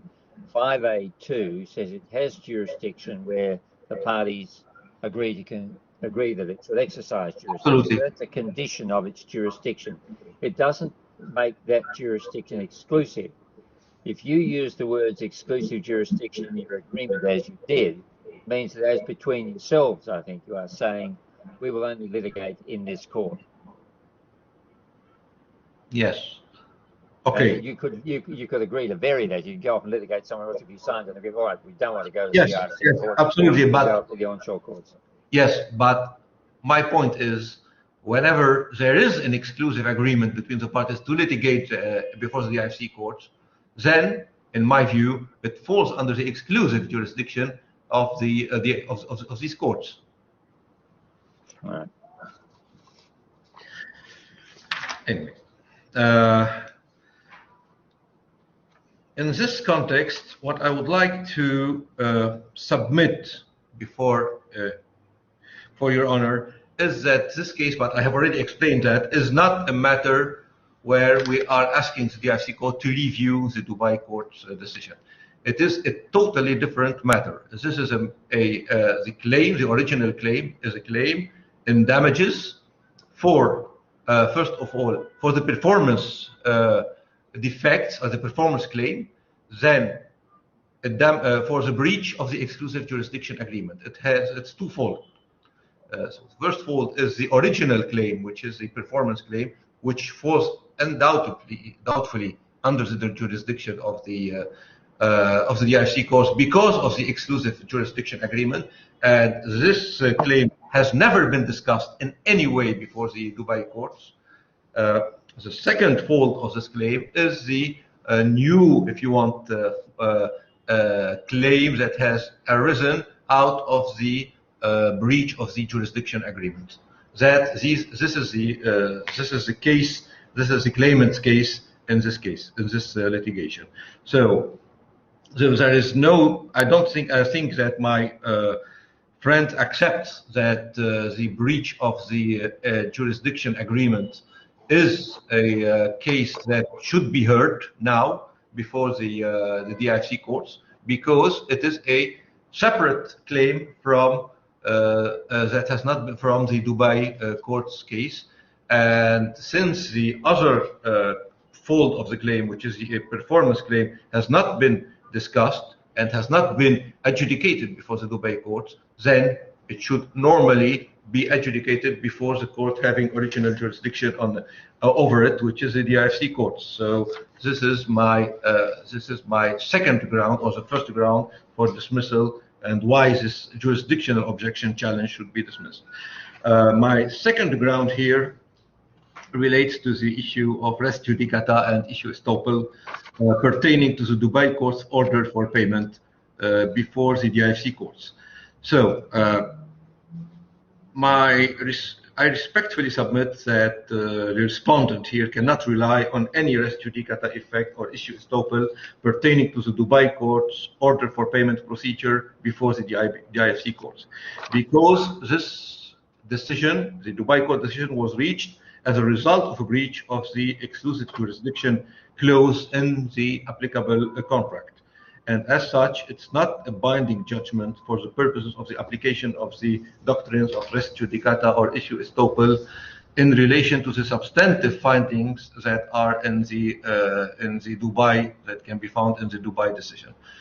Absent the exclusive jurisdiction clause, you would accept, I take it, that the Dubai court had jurisdiction to determine the application for the payment order. Absent this exclusive jurisdiction clause, yes, I have to accept that. Okay. And that's a statutory jurisdiction, presumably, which it has under the Emirates law. You don't take away that jurisdiction by an agreement between private parties. Rather, it's the parties themselves that have to assert one as against the other, that you can't do this, and say to the court, you should not entertain it because we've agreed to go somewhere else. Yes, yes. I agree, but at the same time, once the parties agree to on a jurisdiction agreement, this jurisdiction agreement becomes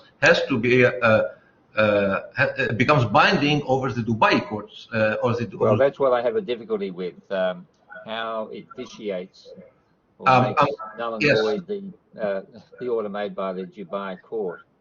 In the same way, it operates with arbitration, with agreements to arbitrate. So if there is an agreement to arbitrate and it is raised before a Dubai court, then the Dubai court will have immediately to dismiss the claim because for lack of jurisdiction, because of the arbitration, the parties have agreed to arbitration. So it becomes binding on the courts. But that would be supported by a statutory provision, presumably the arbitration law, wouldn't it? Yes, but it is also. I do not want now to perhaps discuss the issues of conflict of laws in the. And I haven't done this, but there are clear statutory provisions in the civil code of the UAE about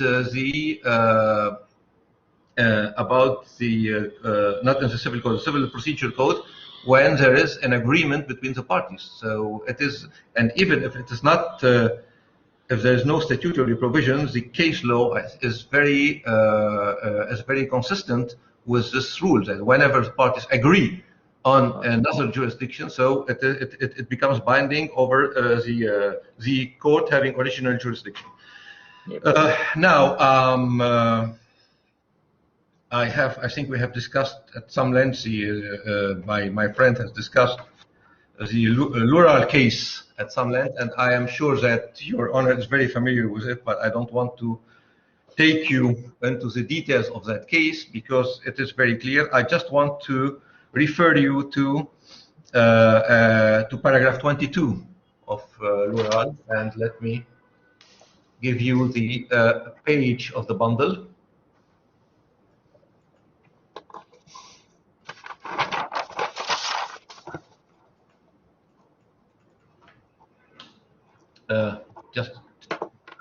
I beg your pardon, I need just a second to... That's all right. That's all right? Yes, thank you.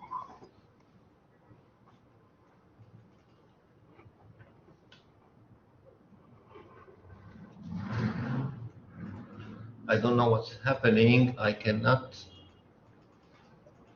I'm working on another laptop, so I'm trying to... Okay.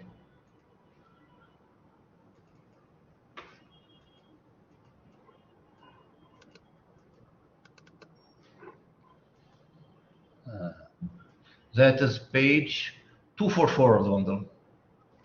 Thank you. So,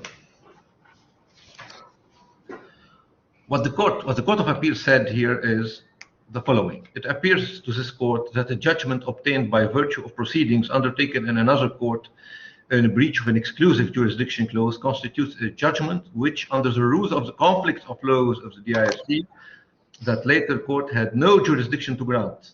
In the view of the DIFC court, regardless of the view of the other court in accepting jurisdiction, in accordance with its own conflicts of law principles, that other court has accorded to itself a jurisdiction which the parties had specifically agreed could only be exercised by the DIFC courts.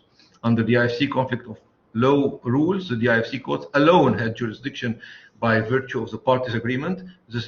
There is powerful academic opinion in support of this proposition, etc., etc., and the Court of Appeal are citing the authorities. And may I take you now to paragraph 27, that is on the next page, 245. The Court of Appeal continues saying, in such circumstances, Article 5A4 of the JAL does not operate to bar the DIFC courts from exercising their undoubted jurisdiction under Article 5A1 and 2 of the JAL in respect of the claims for breach of the jurisdiction clause and for declarations that these courts have exclusive jurisdiction over the substantive dispute which has been determined by the Abu Dhabi Court of Appeal. Now, my friend said, you heard my friend saying that this is a different situation than the situation that has been decided in Lural. This is because Lural dealt with an Abu Dhabi court decision and not for Dubai.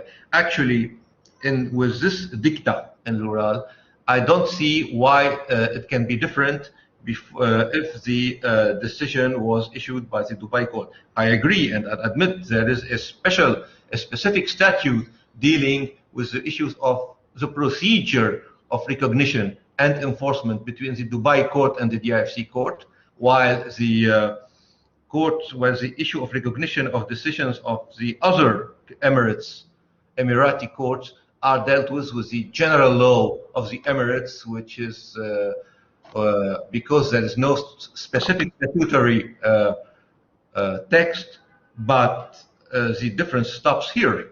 The difference stops is that because there is a statutory text legislation dealing with the the procedure for recognition, and in case there is an inconsistency or a conflict between a Dubai court or and the DIFC court. But that's all. If you want, on the substance of the matter of the breach of the exclusive jurisdiction agreement, there is no difference.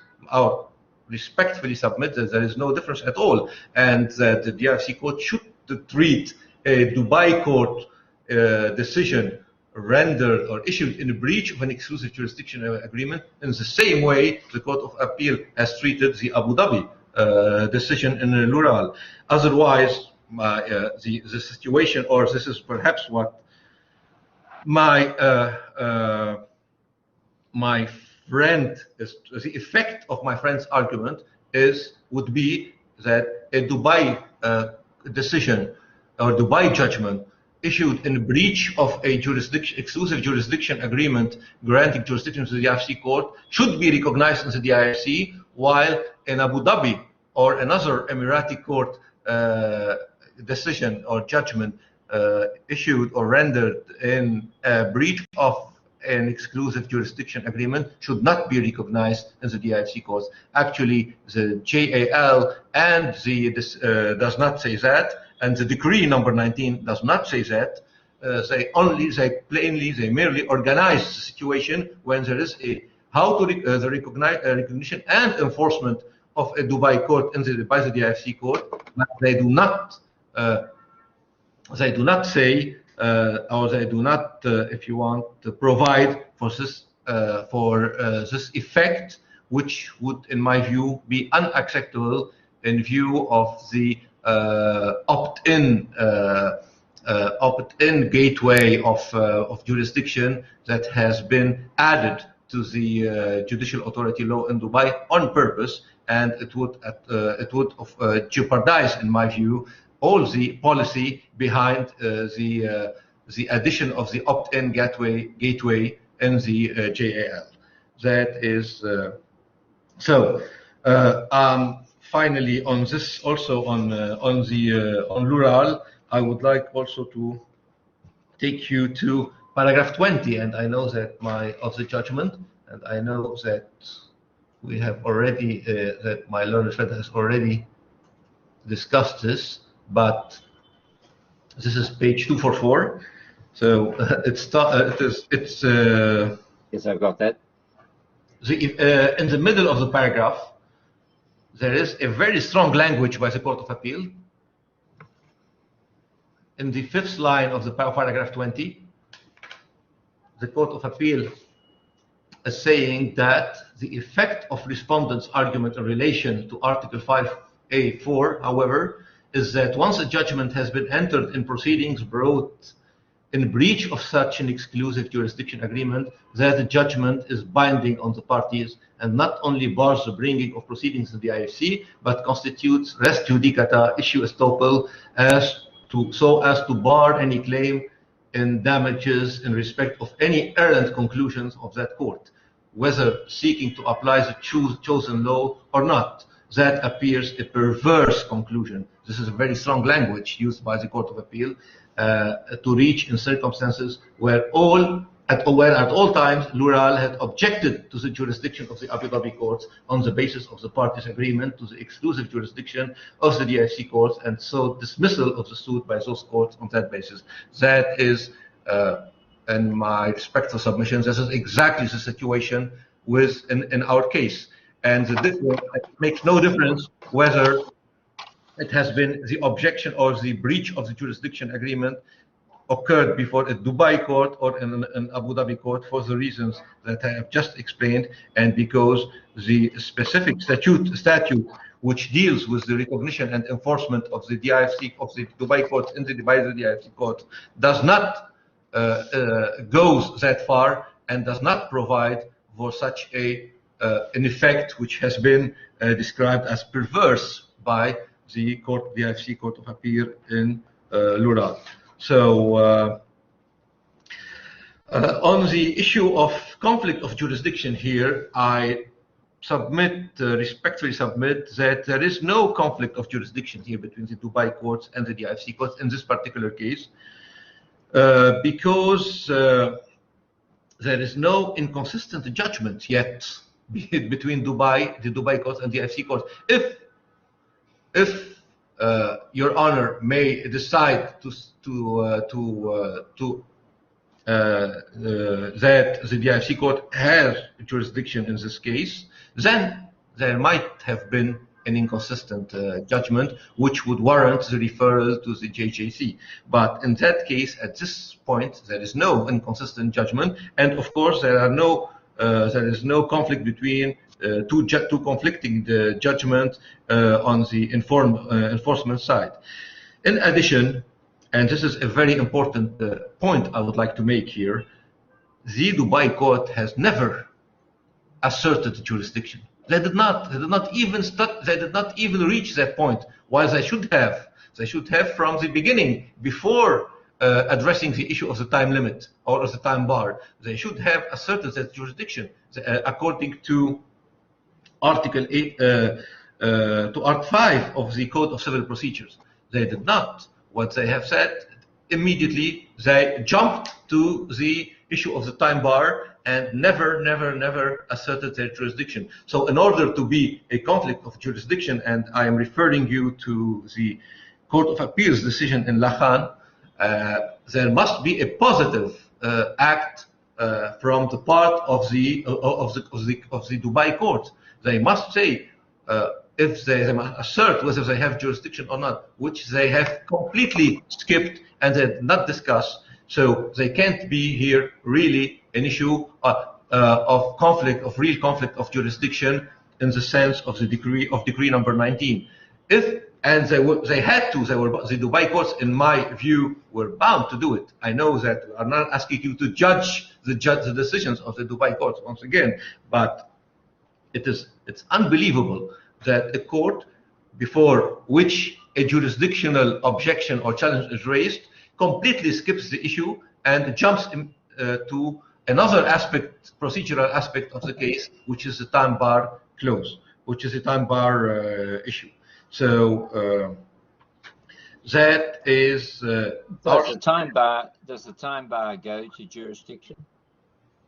In that case, yes, under the civil code, because there are two types of time bar. One, the procedural time bar under the Dubai law.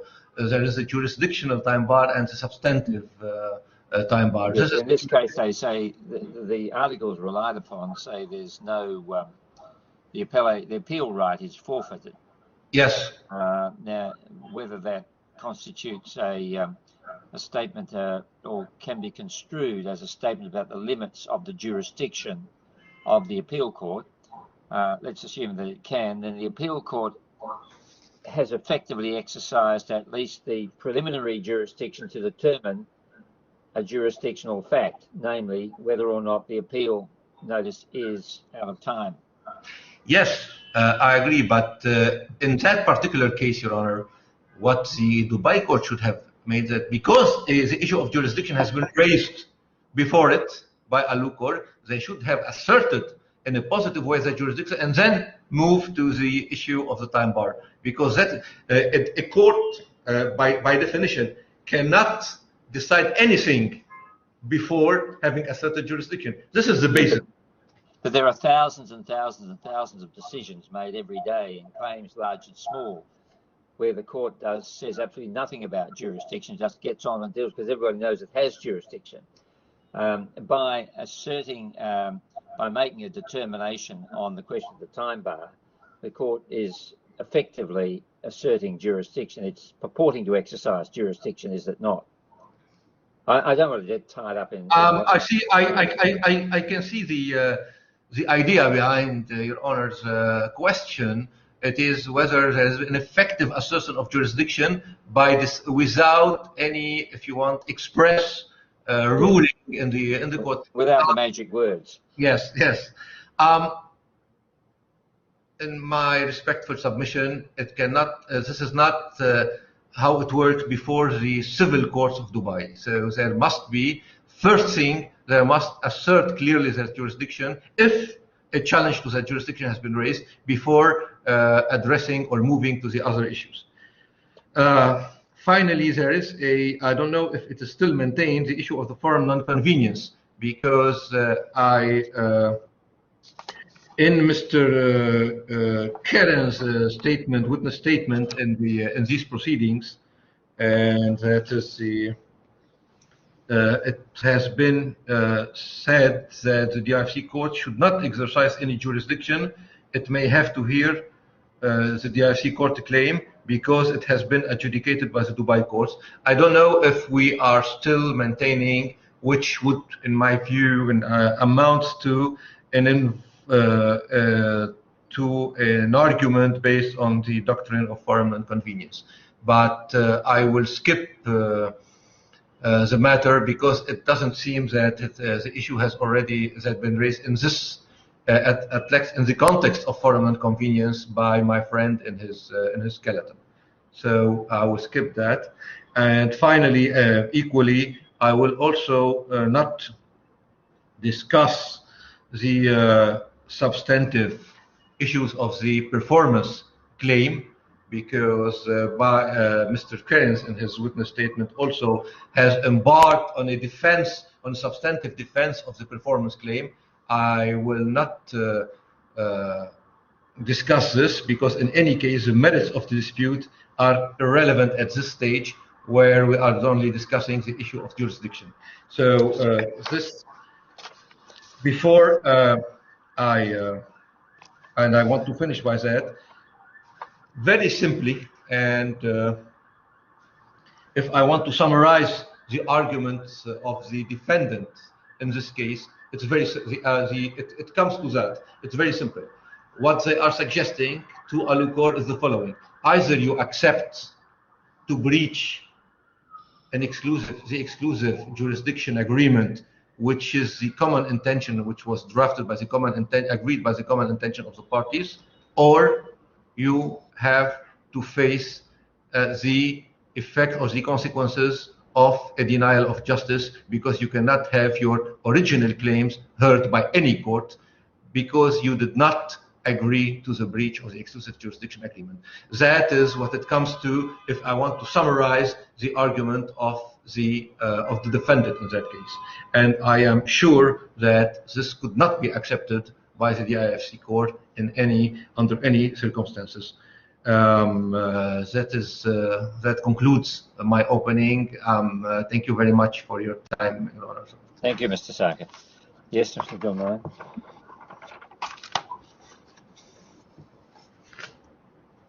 Excuse me. Thank you very much, Justice French, and thank you to my learned friend for those submissions. I think there are probably just 7 quick points that I'd like to make. The first is to open, please, page 20 of the bundle. And the point I wish to make here is that on the second paragraph, where the Court of Appeal recites the grounds and the position occurring before it, it says in terms, alternatively, on the merits. That's halfway down the second paragraph. Third, alternatively, on the merits, and then it recites the substantive argument being advanced, which is revoking the appealed order and issuing another judgment rejecting assistance of the order for being preceded by an ineffective notice to pay, because the right set out in the notice is less than that requested in the petition for issuance of a payment order. And I think Mr. Saka is saying, well, we just really were reserving our position there. It wasn't really a substantive appeal on the merits. But ultimately, it is an appeal on the merits, no matter when the court were to decide on it and were to address it, if it were reached. It's still a submission on the merits. And on the face of the Dubai court judgments before this court, there's no mention of any reservation of the position. What one has is a recitation of an actual appeal on the merits. The second point is, if I could just ask the court to go to, please, page 545 of the bundle. And this is one of the judgments of the Court of Cassation, in which Article 150 and 152.4 are applied. And at point 2, you'll see the Dubai Court of Cassation says that the issue of the nullity of procedures for service for judgment under appeal are not a matter of public order. And I only mention that because I think there's a suggestion from Mr. Saka that the court ought, as a matter of its own public policy, to have addressed the jurisdiction issue. But of course, it wasn't addressing a jurisdiction issue. It was addressing a failure to abide by the rules, which is not a public policy matter, and the consequence has a jurisdictional consequence. If I could then ask, please, just to go to page 68 of the bundle. And here, this is from Mr. Vatia's own witness statement at paragraph 14, and it's repeated in paragraph 12 of the skeleton of Mr. Saka. And it was my understanding, and in answer to the court's earlier question, that indeed this jurisdiction challenge was being met solely on the basis of the scope and the existence and scope of a claim to damages for breach of the jurisdiction agreement, and that the substantive claim had been left behind. Certainly that seems to be what Mr. Vatia is saying at paragraph 14, and what Mr. Saka says in identical terms at paragraph 12 of the skeleton. But if they are reneging from that position, I say that, I come back to the point made earlier, that it is a case of res judicata on the merits that this court is faced with. And it's how can one distinguish the dancer from the dance? It has been determined by the Dubai court, the issue of performance, of mutual performance, and the debt that has been adjudicated upon. The next point is the point that this court identified in a question to Mr. Saka, which is that a party relying on a contractual jurisdiction agreement must assert that right, must assert the existence of the agreement and the effect of the agreement. And the court, I think, has very fairly brought the attention of Mr. Saka to this and said, well, look, you didn't assert it because you missed the deadline for doing so. And therefore, the court did take jurisdiction. It did assert jurisdiction. There's no the meaning of an assertion of jurisdiction as reflected in the DIFC case law, DIFC court case law, is the taking of jurisdiction as a matter of fact in the circumstances. And I think in your exchange a few minutes ago with Mr. Saka, I respectfully adopt that what one is looking at here is the assertion by the Dubai court as a matter of fact of jurisdiction, and that the time bar issue was a matter that in the circumstances did go to the issue of jurisdiction. The next point is all to do with the reliance on paragraph 27 of L'Oral. And I say two things on that. First of all, it is not procedural, as Mr. Saka suggests. The judicial authority law in Article 7.4 sets out the criteria, and they are the exhaustive criteria that are to be applied by this court in deciding whether or not to recognize the final judgment of a Dubai court. And it is not procedural as suggested. These are the criteria. And the suggestion that paragraph 27 should apply with full force to Dubai court judgments would in fact have the effect of displacing the statutory criteria. As I have submitted, the common law test for recognizing foreign judgments and judgments from other emirates does not have any application to Dubai court judgments. It is the statutory recognition mechanism, the statutory criteria that apply.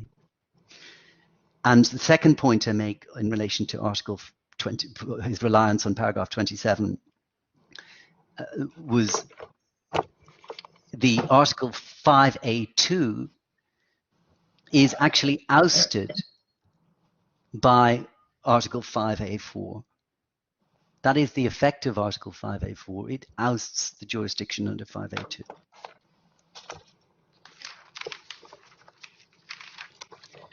There was finally a reliance on paragraph 22 of L'Oral, and I combine this with the last point that Mr. Saka made, in relation to this court in some way being the reliance in paragraph 22 is to do with the perversity of the argument that in some way they have voluntarily submitted when they maintained a jurisdiction objection in parallel with their other grounds.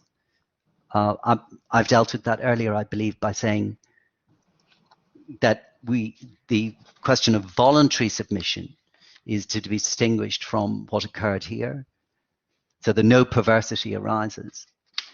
And secondly, the suggestion that this court would be in some way complicit in a denial of fair procedures, the denial of their argument, of their opportunity to argue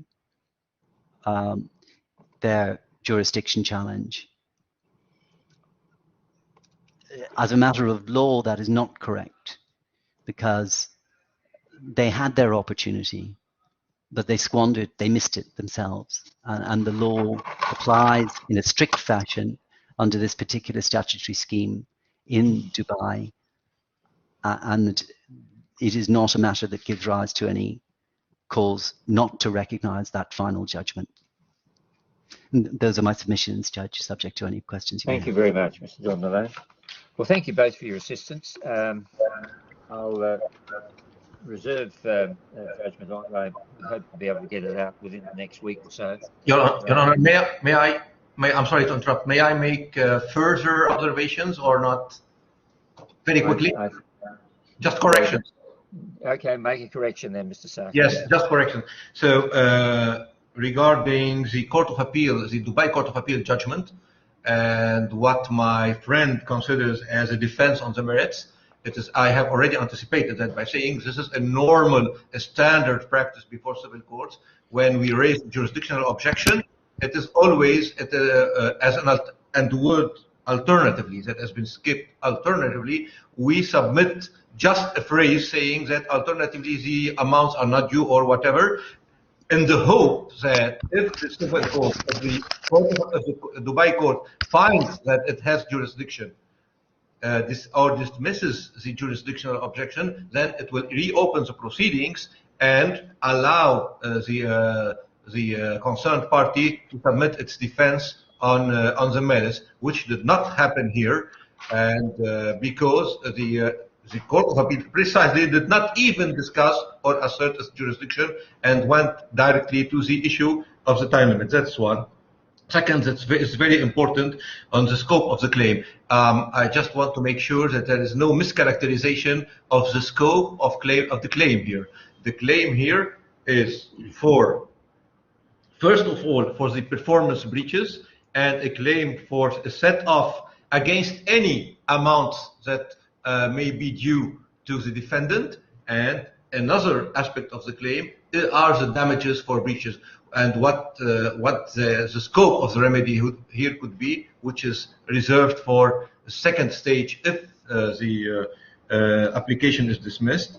And finally, again, the obligation of a Dubai court to assert its jurisdiction under Article, when this jurisdiction is a subject matter jurisdiction, is relates to public policy under Article 85 of the Code of Civil Procedure. They have to raise it sua sponte, which means in civil law that it is of public policy. And finally, my friend mentioned the issue of denial of justice. When I mentioned the issue of denial of justice or due process at the end, it was not related to the jurisdictional objection, it was related to the merits of the case, because this is what it comes to, this is the effect of the argument of the defendant. So if you do not accept the breach, our breach of the exclusive jurisdiction agreement, then you will have to accept the consequences. The consequence is that you are not allowed. There is no forum where you can submit your claim, the performance claim, and the other claims you are. So, and this amounts to a denial of justice. Thank you very much, Your Honor. That was all. Okay, Mr. Sarkar. Thank you. All right. So, as I said, I hope to have the ruling out within the next week or so, but I will probably ask for a copy of the transcript to be provided to make sure I don't miss any of the nuances in the argument. All right, thank you both. Thank you very much, Justice French. Thank you. Very much, Thank sir. you, Mr. Butler. Thank you, Mr.